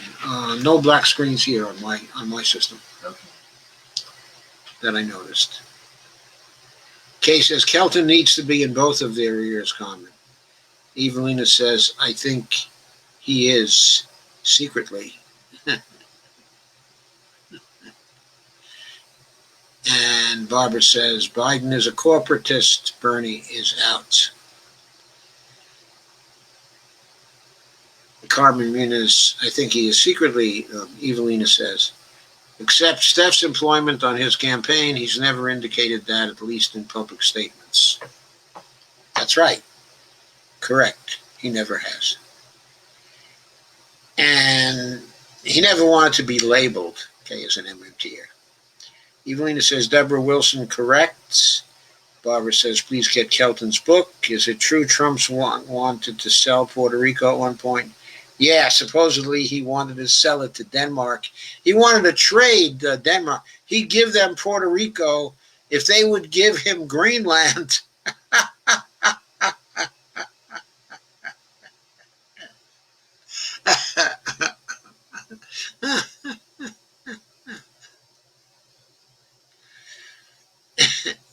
Evelina says, I remember hearing about it. Imagine that, sheer madness. Sunny Day says, he's not going to remember his promises. He doesn't have to remember. We have to remember, so we remind him. Kay says, Evelina, yes, he wanted to exchange it for Iceland too. Laugh out loud.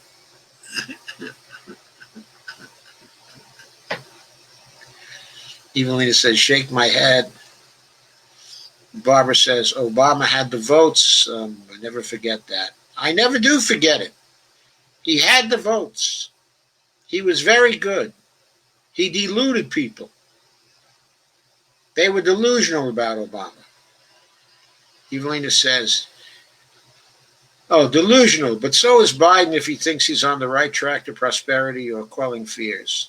And Barbara says, the debt doesn't matter.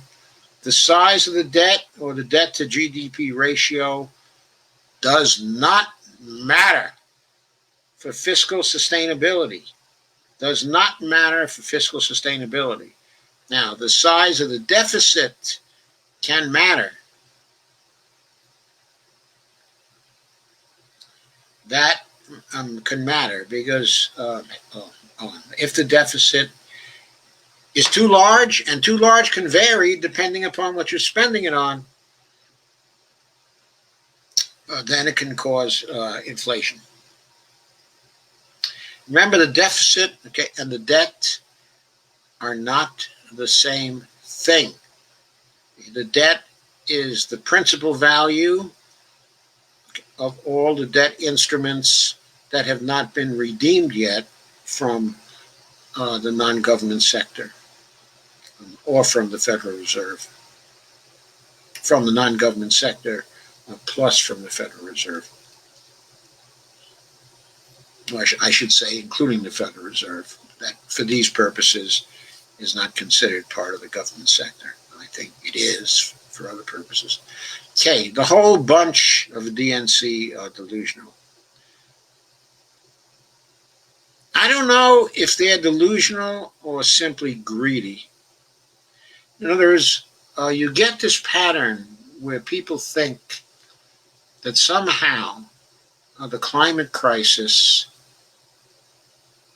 will not affect them or their families because they think they're wealthy enough to protect themselves. I think that's delusional. So yeah, I guess I agree with you. They are delusional. Even when it says deficit spend, damn it. Even when it says just doesn't fit in Mr. Biden's head, just doesn't. Well, maybe it can fit into Jill's head. Barbara says, love this message, love it. Kay says, the poor people can't get by on the little they have now. Yes, that's right. Carmen says, maybe the Greens can finally get in the White House by then. Evelina says, with a charismatic leader, yes. But the Greens do not gravitate to a charismatic leader. They have a charismatic leader. Kevin Zeese is a charismatic leader. Margaret Flowers is a charismatic leader. I know them both. I think they are charismatic leaders. But the Green Party has not gravitated towards them. Steve says, hey, Biden said his doctor told him he doesn't have Alzheimer's, dementia, or even Alzheimer's. Carmen says, and he was really nice on the eyes. Steve says, stop talking about me. Evelina says, could be a woman. I like the Greens VP choice.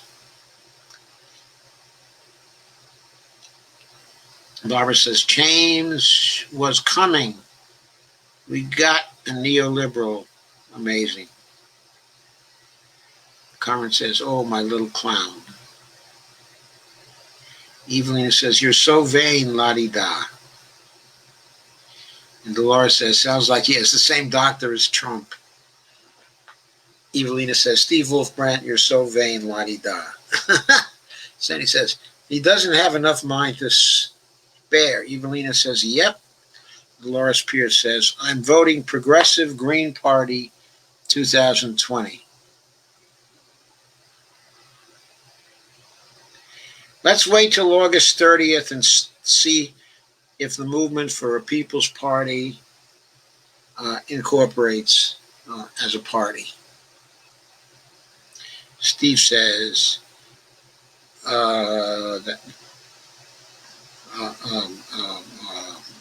says, a mind is a horrible thing to lose. Barbara Wernick says, yep, a moment in time. Okay, so I'm about to lose my mind. Laugh out loud, what is left of it. Anyway, Evelina says, I'm writing in Bernie. Want nothing short of his platform. I'd vote for Kelton if she was on the ballot. So would I. In a New York second, I'd vote for her if she was on the ballot. Now, for that matter, I'd vote for Randy Ray, too, if he was on the ballot. Dolores says, Joe Biden has been a banker's man for decades. The banks will run the White House. Maybe they will. He's certainly got a lot of banking contacts, doesn't he? Barbara says, what the people want.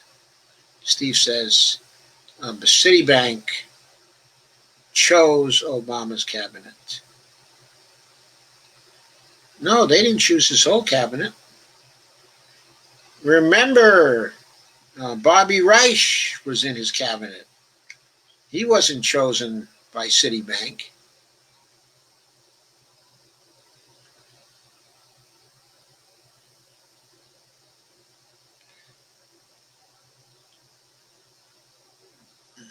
Now, the Secretary of the Treasury. Oh, you're talking about Obama's cabinet. I'm sorry. I was thinking, Kay, of Clinton's cabinet. Yeah, Citibank chose a lot of Obama's cabinet, if not the whole thing. Barbara says, woo-ha, the majority. Kay says, I knew Obama was a corporatist as soon as I saw that cabinet. Yeah, me too. Yeah, me too. I knew that Podesta and Rahm Emanuel had their way. Barbara says, don't oppose the people. If you do, you will lose. Well, as we know, that is mostly not true because we've had been people opposing us for years and years and years, and they still manage to win by fooling people. So it's necessary that people realize that the candidates are opposing them. And that means the mass media has to start telling the truth. Steve says, our government doesn't care what the people want. We haven't been a democracy for a long time. That's right. Carmen says, and Medicare for All is even more crucial to have now because epidemiologists are forecasting that COVID isn't going away for at least 2 more years.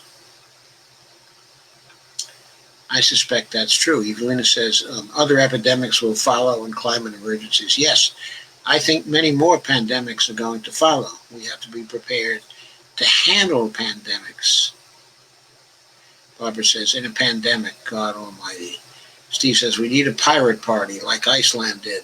They locked up the bankers. They did. They locked up their bankers. Wasn't that wonderful? And they nationalized the banks. Kay says, I can't remember a real candidate that worked for people's votes. And I'm 67. I'm trying to think of who was the last one who worked for people's votes.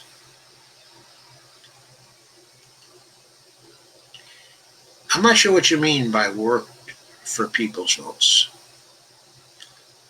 There were some candidates that worked extremely hard to win. Certainly Obama worked extremely hard to beat up on Hillary Clinton.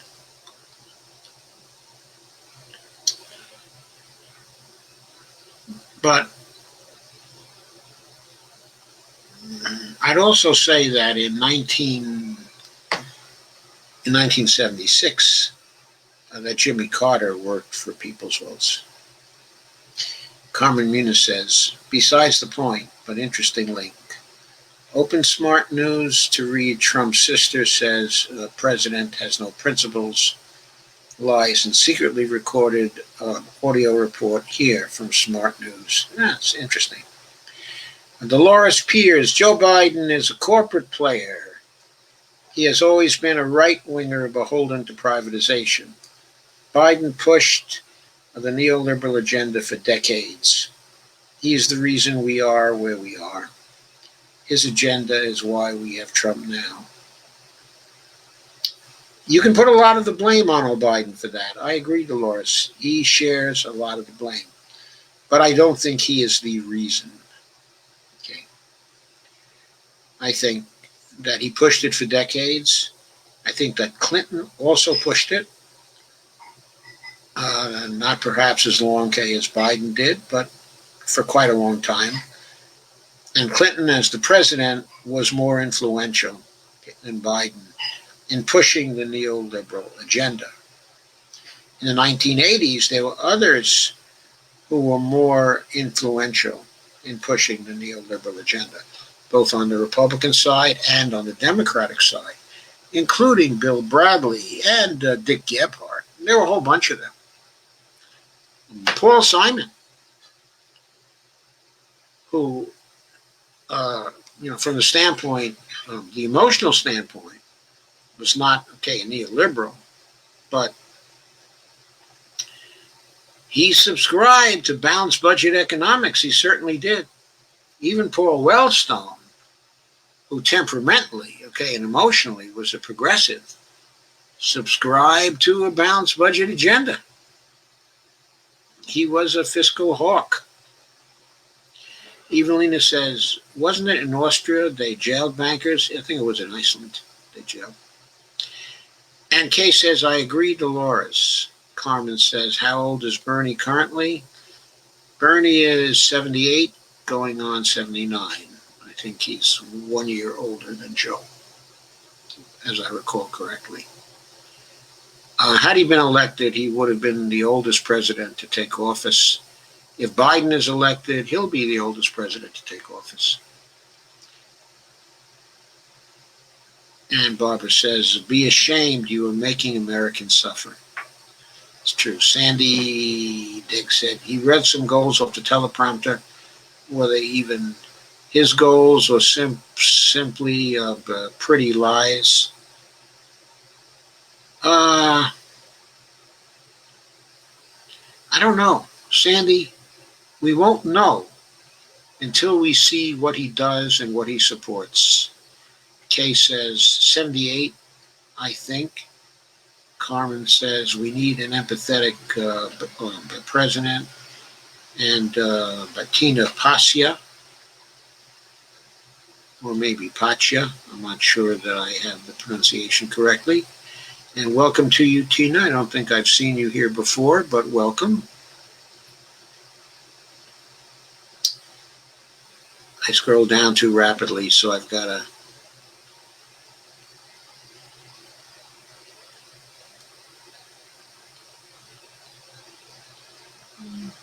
get back to where I noticed Tina here. Wow.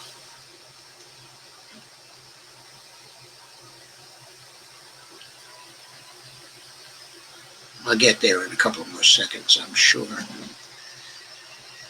Ooh, by the way, thanks for sharing.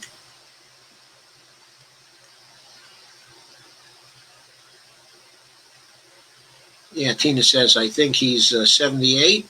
Evelina says, isn't he a few months older than Biden? I think he is. And Barbara says, woo-ha. Steve says 76, 77, 78. Does it matter? Evelina says, haha, true. Carmen says, wasn't it the DNC that complained that Bernie was too old? Yeah, of course. They're never consistent. They're always hypocritical.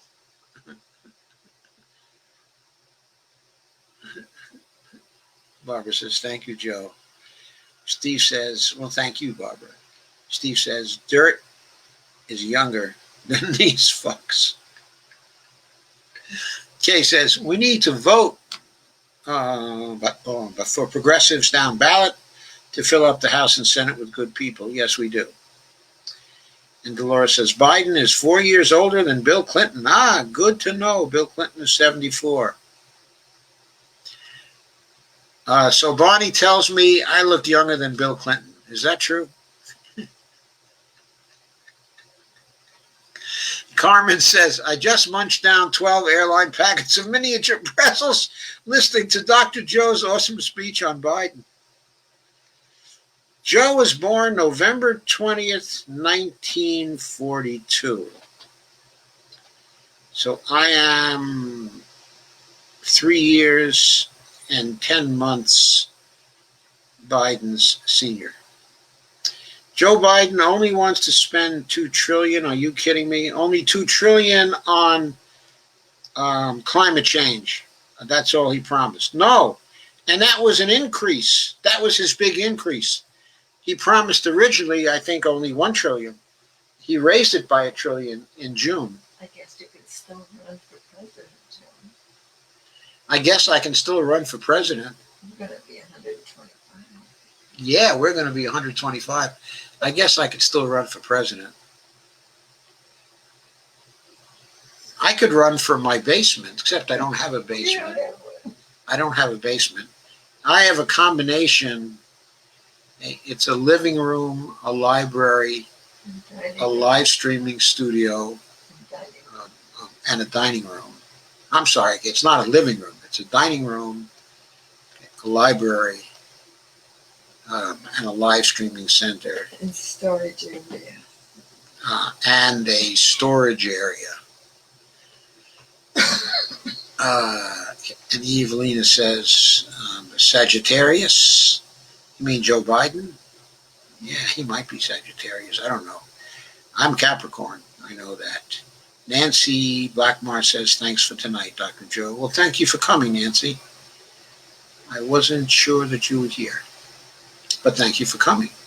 And Dolores says, November 23rd starts Sagittarius. He is a Scorpio, like HRC. Sandy says, Scorpio, Sag is December 20th. And Carmen says, what sign is the burn? Barbara says, yes, he is. And so Dolores says, I'm a Sagittarius, December 13th. Kay says, this country sucks in too many ways. Sandy says, we need to tell Common Dreams and the other online, the progressive media, to start to cover the Green Party. But Popular Resistance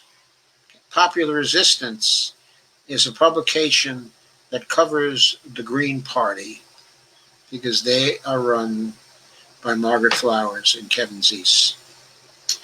Steve Wolfbrand says Trump's going to out-left Biden. It might happen. But of course, you can't believe anything Trump says.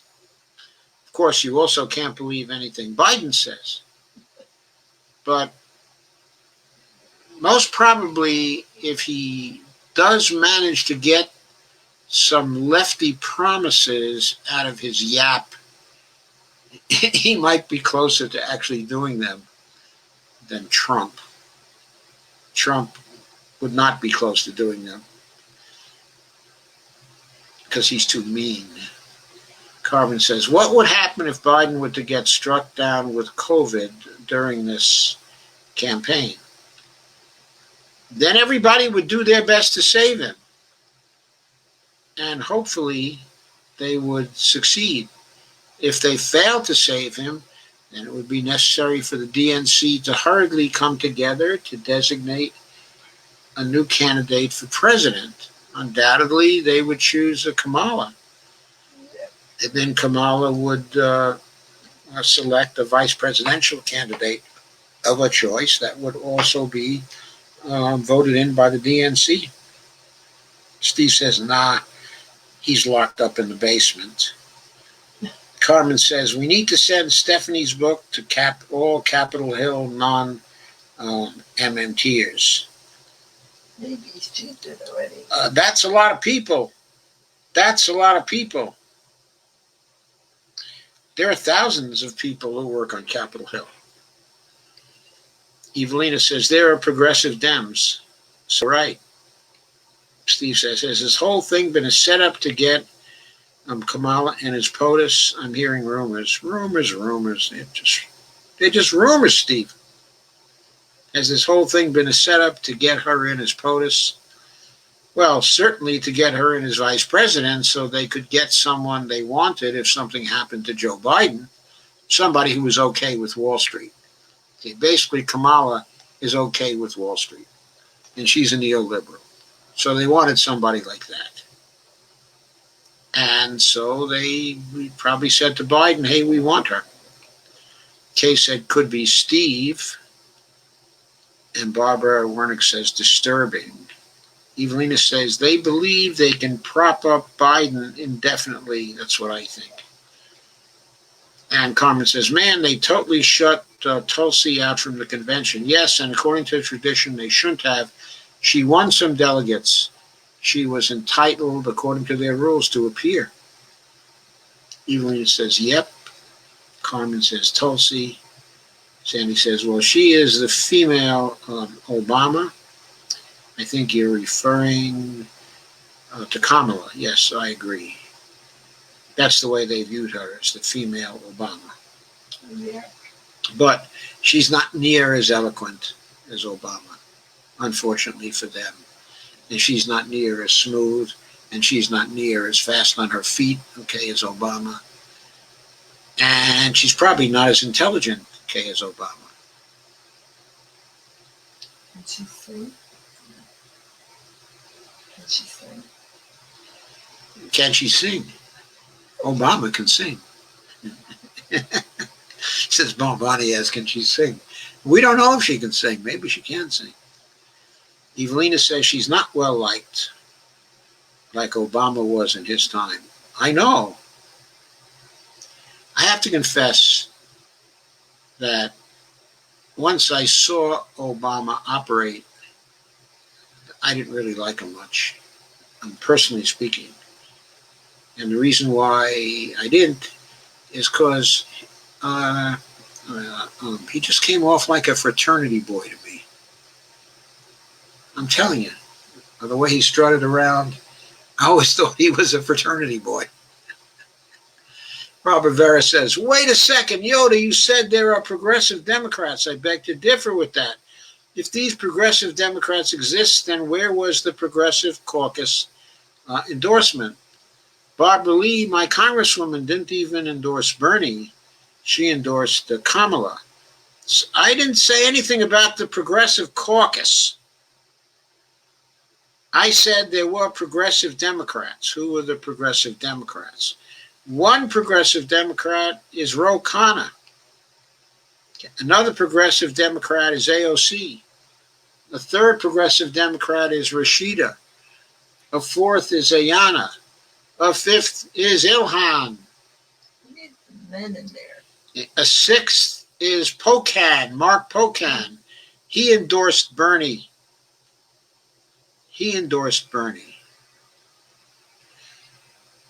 And then Steve says, sorry, or Rob, was it Rob? Yeah, this is Rob, okay.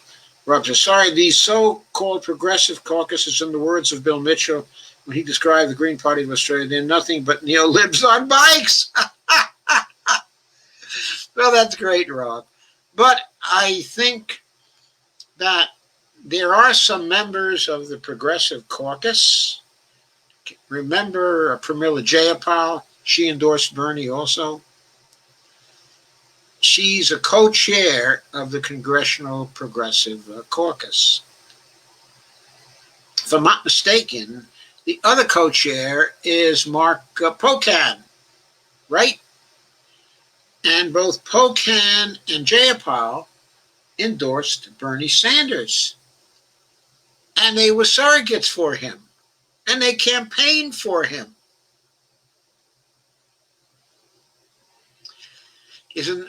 But they're nothing but neoliberals on bikes. I love that.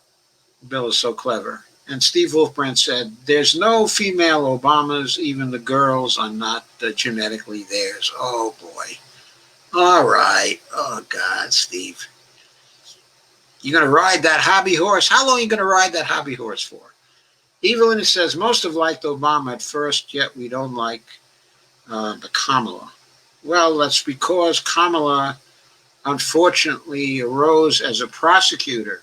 So when she rose as, no, she's basically a conformist, right?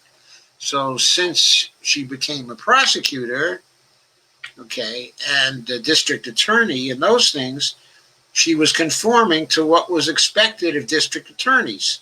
You know, get a lot of convictions, and attorney generals, you know, get a lot of convictions. So she hurt people because she got those convictions, come what may, regardless of the justice of the matter. For her, that was climbing. It was basically career. She was climbing to the top. Unfortunately, she had a job that involved her climbing over other people's bodies. Now, in the case of Obama, he selected maybe his career a little more prudently, so he didn't have to be so visible about screwing people, though I understand he did screw one or two people on the way up. Turned out he was an extremely tough campaigner who who did the dirty on Hillary Clinton more than once in that particular campaign. He turned out to be somebody with a killer instinct. Not sure that that Kamala has that, actually, to the same extent as Obama did. Evelina says, haha, who cares? Steve Wolfbrand, haha, who cares? Barbara Wernick says, much older than me. And Deborah Wilson says, I'd be so surprised if Joe and Kamala decided to be nice on the economy. I'd be happily surprised, too. I don't know if they're going to do it because they want to do it or if they're going to do it because the movement is strong. In other words, my view is that we need to develop the movement strongly outside of the party and in the movement for a People's Party. We have to grow that fast. By 2022, they have to be giving the Democrats what for in at least a few of the races, and they have to be running on our platform. Then Joe and Kamala may decide to be nice on the economy out of self-preservation. That is where I put my faith. I don't expect them to be nice out of the goodness of their hearts. And Evelina says, I beg to differ, you're begging to differ. Steve Wolfbrand says, Biden doesn't recall yesterday. I watched my mother die of Alzheimer's. Joe has the same symptoms, even his anger issues. He may. I haven't been close to someone with Alzheimer's. I don't have any personal experience of that. I'm very grateful for that. Obama never believed that Reagan was a great president. But politics ain't pretty. Politics ain't pretty. Or to say it in another way, politics ain't beanbag, right? And Barbara Wernick says, Bernie knows how it works. I'm sure of it. How what works? How politics works? He does, but I still can't for the life of me understand why Bernie gave up. I'd like to know. In his position, I don't believe I would have given up. And Lily Robinson said, Biden equals strategy, nothing more. Electing a Democratic administration strategy in solidarity with Sanders and other progressive people in the legislature. There's a difference between progressive ideology and progressive activism. Yes, Lily, there is. I think you're quite right about that. Carmen says he doesn't want Puerto Rico because they are mostly melanated people.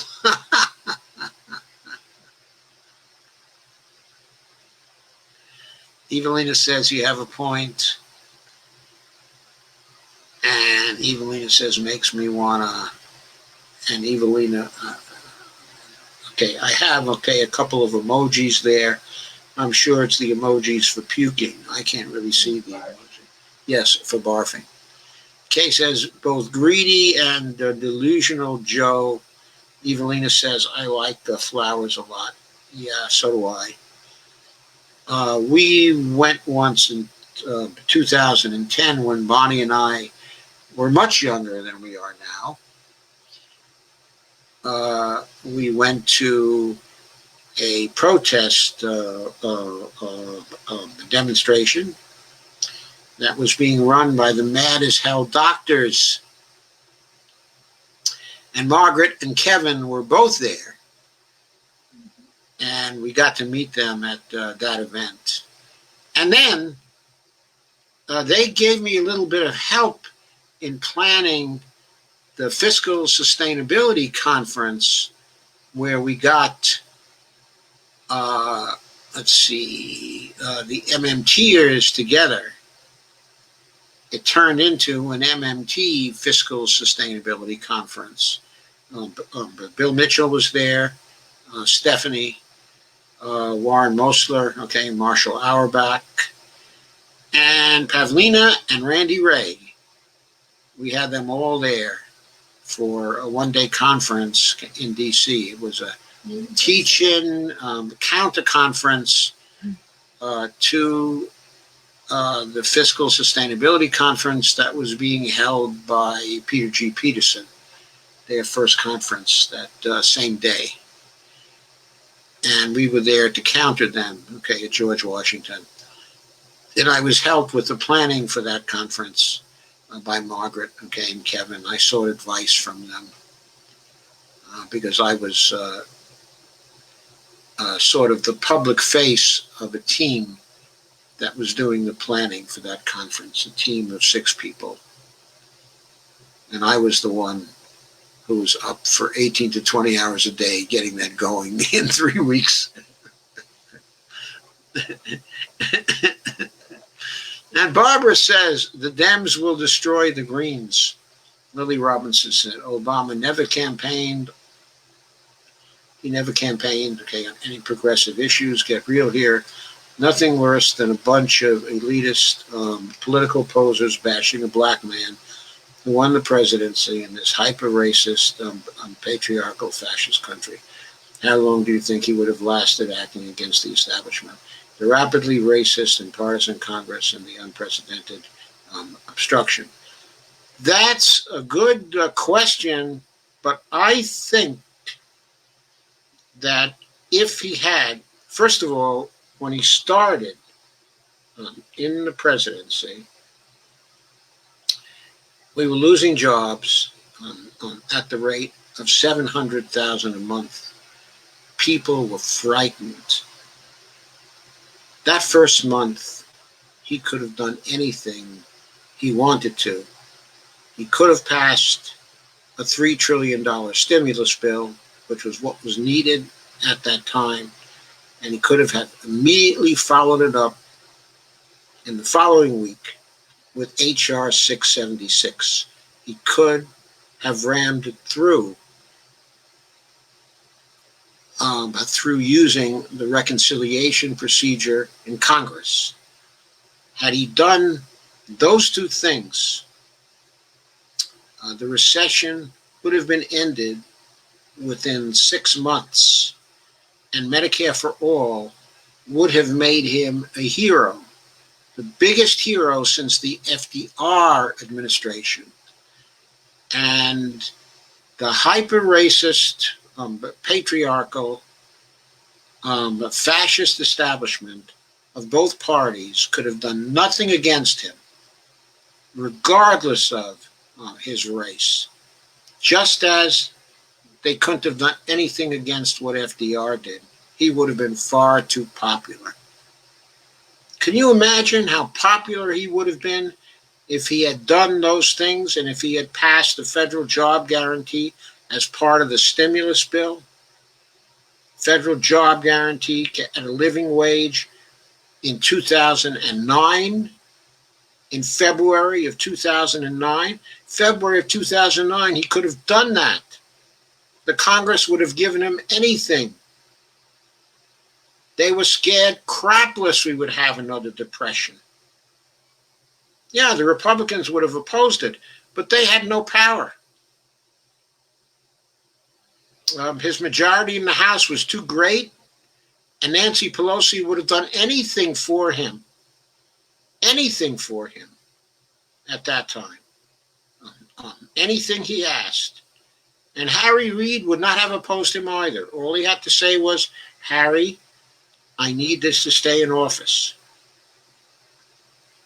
If you don't give me this, I'm coming out to Nevada to campaign against you in 2010. Harry was running again in 2010. And he wanted to win this. He would have given Obama anything he wanted. It was in Obama's corner, and he didn't want it. He wanted to become a part of the elite. Okay? So I think I am getting real.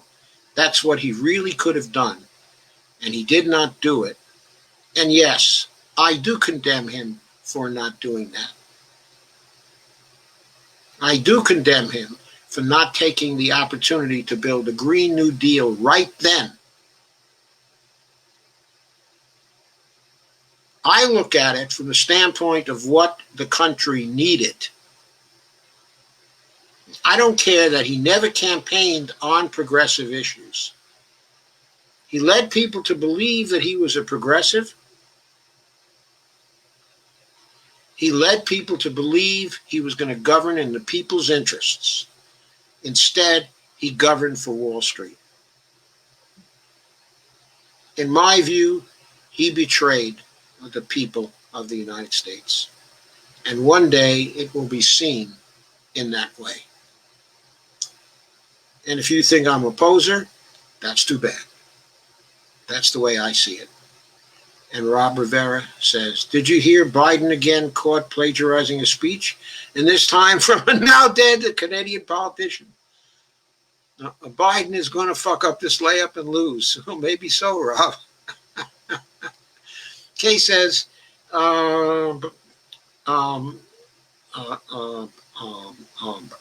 Kay says the Progressive Democrats of America and moving for a People's Party have a start for the next election. Why do you think they have a start, Kay? Carmen says early risers are found to end up with Alzheimer's. Read about it just yesterday. Bonnie and I are not early risers. We can tell you that. We stay up real late. Yeah, today Bonnie got up about 11:30. Yeah. Okay, I got up about 10. And Lily Robinson says, Green Party has always been unable to grow a following because they failed to grow coalition and solidarity with the poor and working class people in this country. Why? Yes, I agree with you in your diagnosis of the Green Party, Lily. I do. I don't know why they failed at that. It's probably a function of the people. Carmen says, yeah, Julian reported that about Citibank choosing Obama's cabinet. That's one reason he's being crucified. Yep. And Evelyn says, Barbara Lee isn't a true progressive.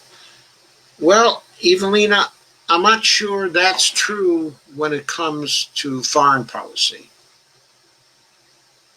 I mean, I don't think Barbara Lee is very progressive when it comes to domestic policy.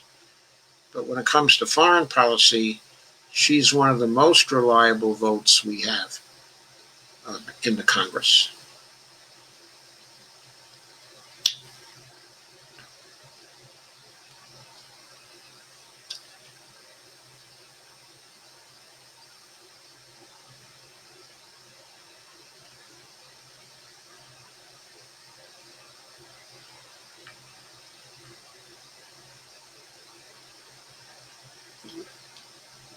And Carmen says, Bertie was, but he caved. And Steve says, that's what Abdul said. Tina says, this is the first time I'm watching you. Yes, I think it is, Tina, and thank you for coming. Steve says, welcome, Tina. And Lily says, and welcome to you, Lily, too, by the way. And Lily says that mainstreamed, the progressive policies are becoming increasingly common in political dialogue. Factioning off at this point into ideological corners is part of the agenda to destabilize Sanders' supporters and the progressive voters, ensuring a democratic executive branch and continuing to elect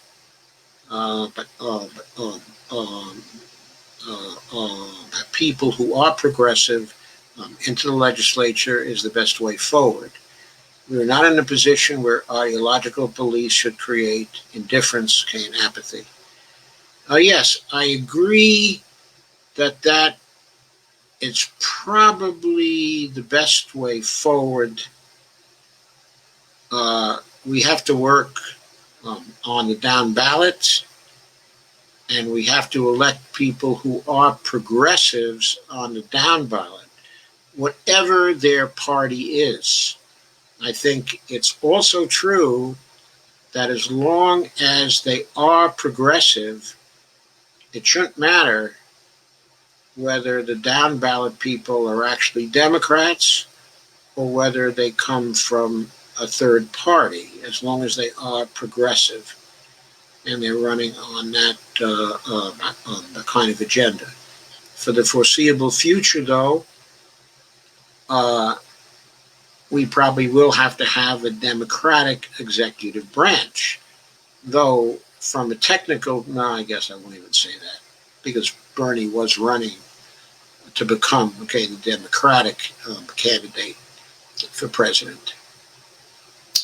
And I completely agree with you. We're not in a position where ideological beliefs should create indifference, and apathy. The one thing we cannot afford to be is apathetic. We have to work for the movement. Evelina says, I'm not an early riser unless I have to.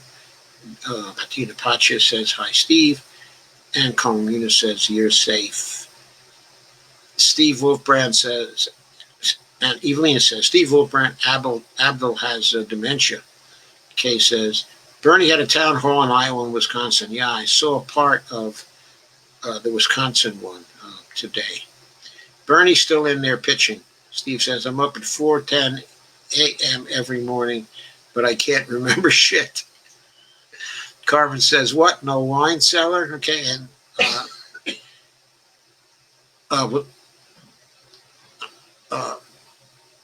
okay, here's another one. Okay, Lily Robinson's comment. She says, Bernie Sanders has been consistent being an advocate for the poor, working class people in this country. He faced bias and interference in both campaigns, but they brought the idea of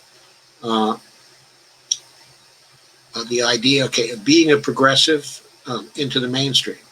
He has not caved.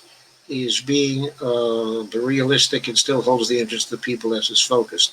Shame on you for this unfair and inaccurate comment. Well, to keep the context clear, he did fold his campaign before he had to, and before, in my judgment, it was wise to. Now, he may have been right. I'm not certain that I'm right and that my judgment is better than his concerning that. What I did say is something personal. Said, if I had been in his spot, I wouldn't have made the same judgment. I wouldn't have folded the campaign. I would have fought on. Not only would I have fought on, but Bernie had plenty of money in that campaign, and I would have legally contested every primary that he lost. Some of those primaries were rigged. We know that from the exit polls, from discrepancy between the exit polls and the final counts. Even in states where Bernie won, such as in California, there were extreme discrepancies between the exit polls and the final counts. And in states that he lost, there were extreme discrepancies. There were in Michigan. There were discrepancies, in Minnesota. There were discrepancies in Massachusetts. There were discrepancies in many of these states. I would have used that money to contest these states. I think there was machine rigging that was going on in these states, and that Bernie did far better than he seemed that he did.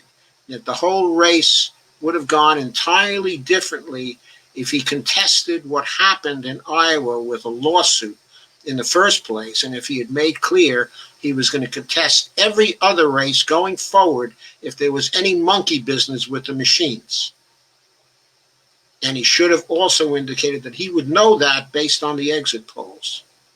And if you think this is an unfair, and inaccurate comment, I'm sorry, but I disagree. I don't think he fought sufficiently hard for it. And we wanted him to.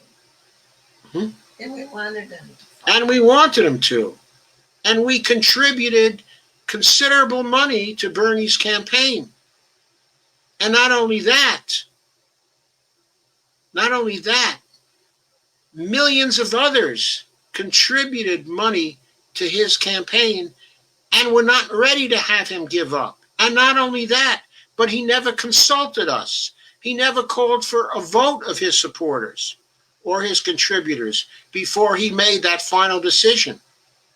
We were willing to support him to the end, as far as he wanted to go, financially too. And believe me, it went beyond our capacity to afford. And there were a lot of others like us who trusted him to fight until the end. And he did not do that. And I'm sorry, Lily. I'm sorry if you think everything he did was justified. I don't think so. Steve said, Abdul is a figment of Carmen's imagination. And Evelina says, no, that's Avril. Carmen is a very cool person. Steve says, Avril is an imaginary friend. Evelina says, she can sing and dance. Evelina says, Avril is my roomie, whose device I borrow to listen to in depth. Okay, Avril is the French for April, which is the name of a lady. Evelina says, Kamala, I mean. And Dolores says, Joe Biden enters the Senate January 1973. His history is consistent. We know he's a neoliberal through and through. What was the platform he ran on in January 1973, Dolores? What was the platform he ran on then? I don't think it was a neoliberal platform, as I recall.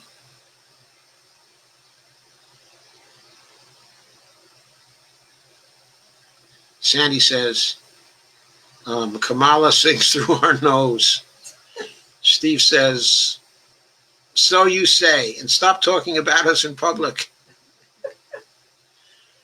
Carmen says, is Katie Porter considered, is she considered a progressive?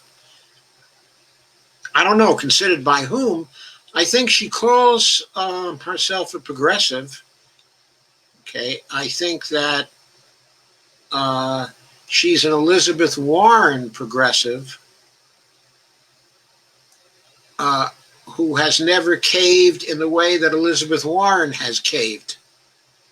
Okay, not yet.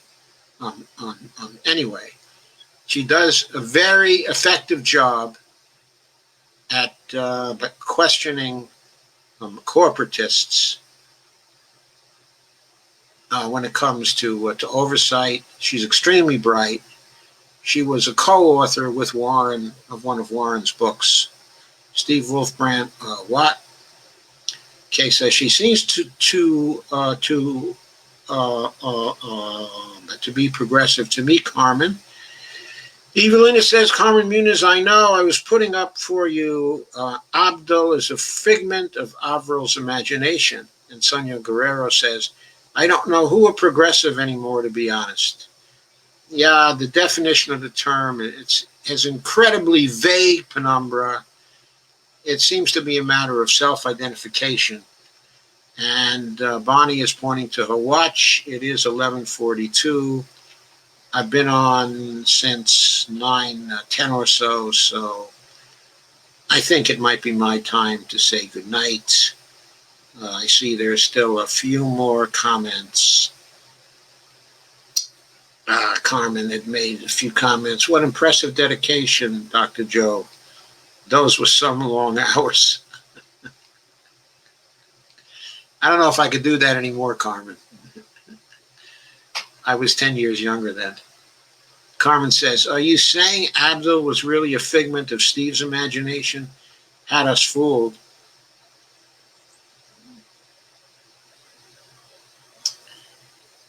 Carmen, we had less than 3 weeks to put that conference together. That was the trouble. And we managed to raise only $5,200 for it also. So we had to do it on a real shoestring.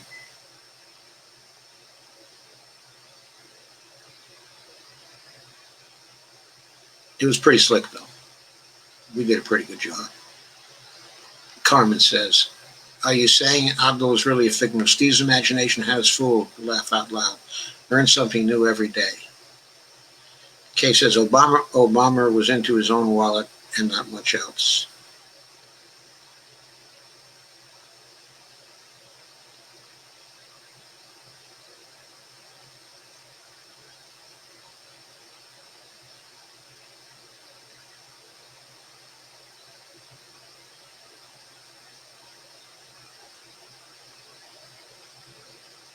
Yeah, I know they're having a convention on August 30th.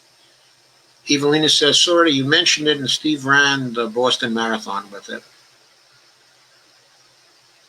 Okay, I take it back about Barbara Lee. Thanks for the revelation, Dr. Joe. I think the point is that people are progressive often in different ways. Barbara Lee is very progressive when it comes to civil rights, okay, and civil liberties. And she's very progressive when it comes to foreign policy. She doesn't appear to be strong in the economics area. She doesn't appear to ever have been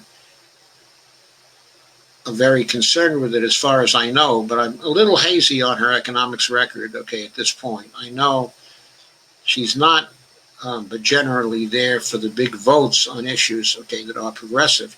Oh, but by the way, she was strongly against the TPP and the trade agreements. And she was very progressive on that. Evelina says, okay, I take what I said back about Barbara Lee. Thanks for your revelation, Dr. Joe. Evelina Ponce says, sorry, you mentioned Steve ran the Boston Marathon with it. Kay says, moving for a People's Party are having a convention for the people on August 30th. Check it out. Carmen Muniz says, sorry, I like the name Abro. I'll laugh out loud. Carmen says, sorry. I like the name Abdul. Laugh out loud. Evelina says, oh, I'm not upset or anything. It's a joke. That's all.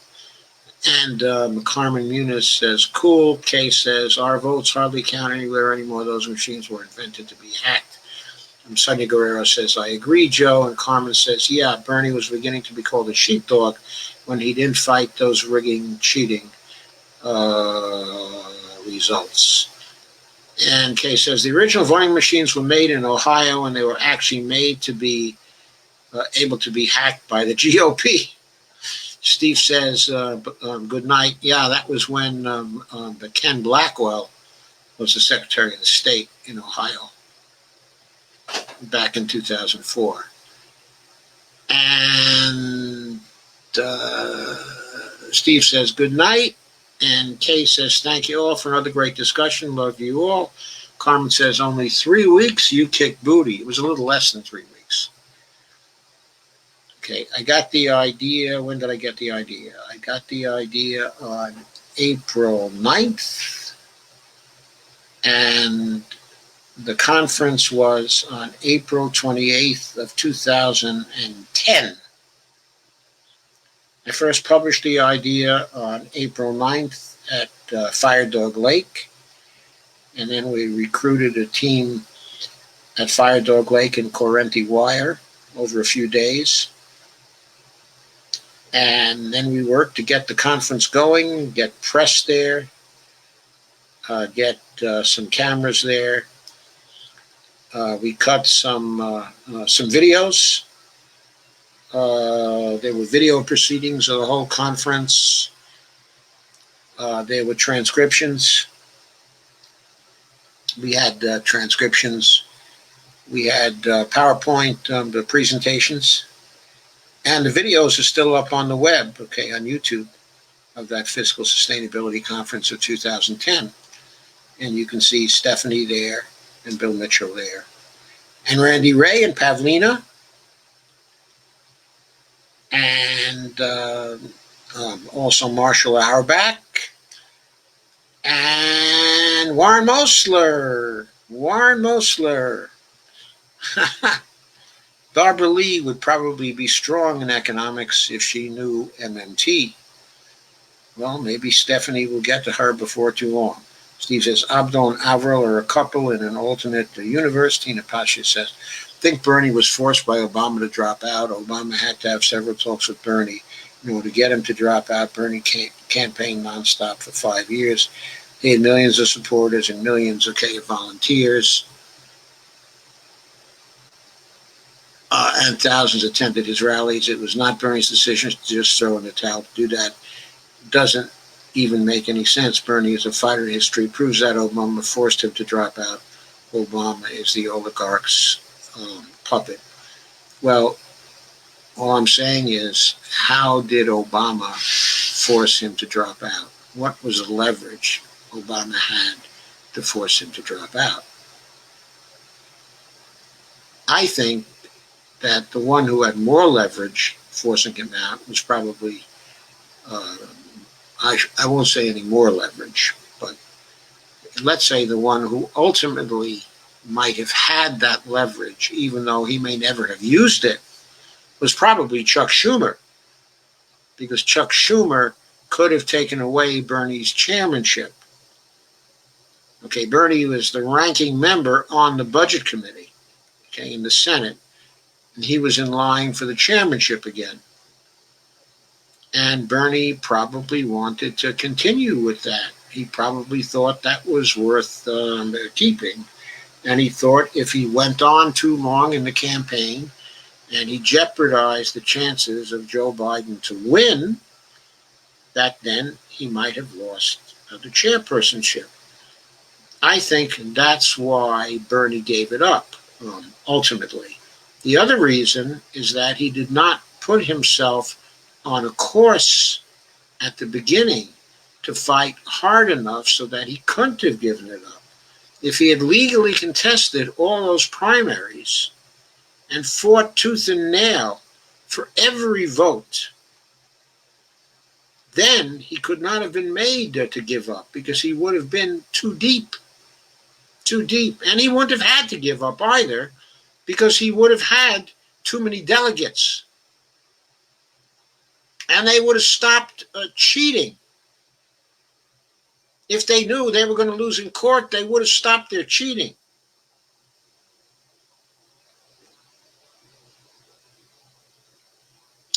Carmen says, you should know because you live there with Man Michelle and Gay Obama. Yeah, something we went down, says Steve Wolfman. Anyway, good night all. I'm now certainly going to end. Good night. Thank you for coming. Still 14 people here. Thank you for being here.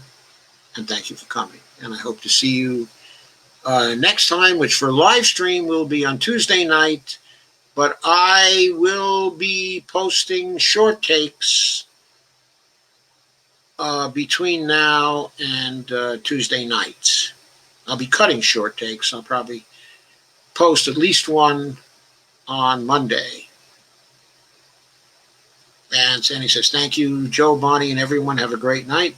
Tina says, I definitely agree. He should have contested those primaries. Okay, Tina, hope to see you next time. And Lily, if you're still here, I hope to see you next time.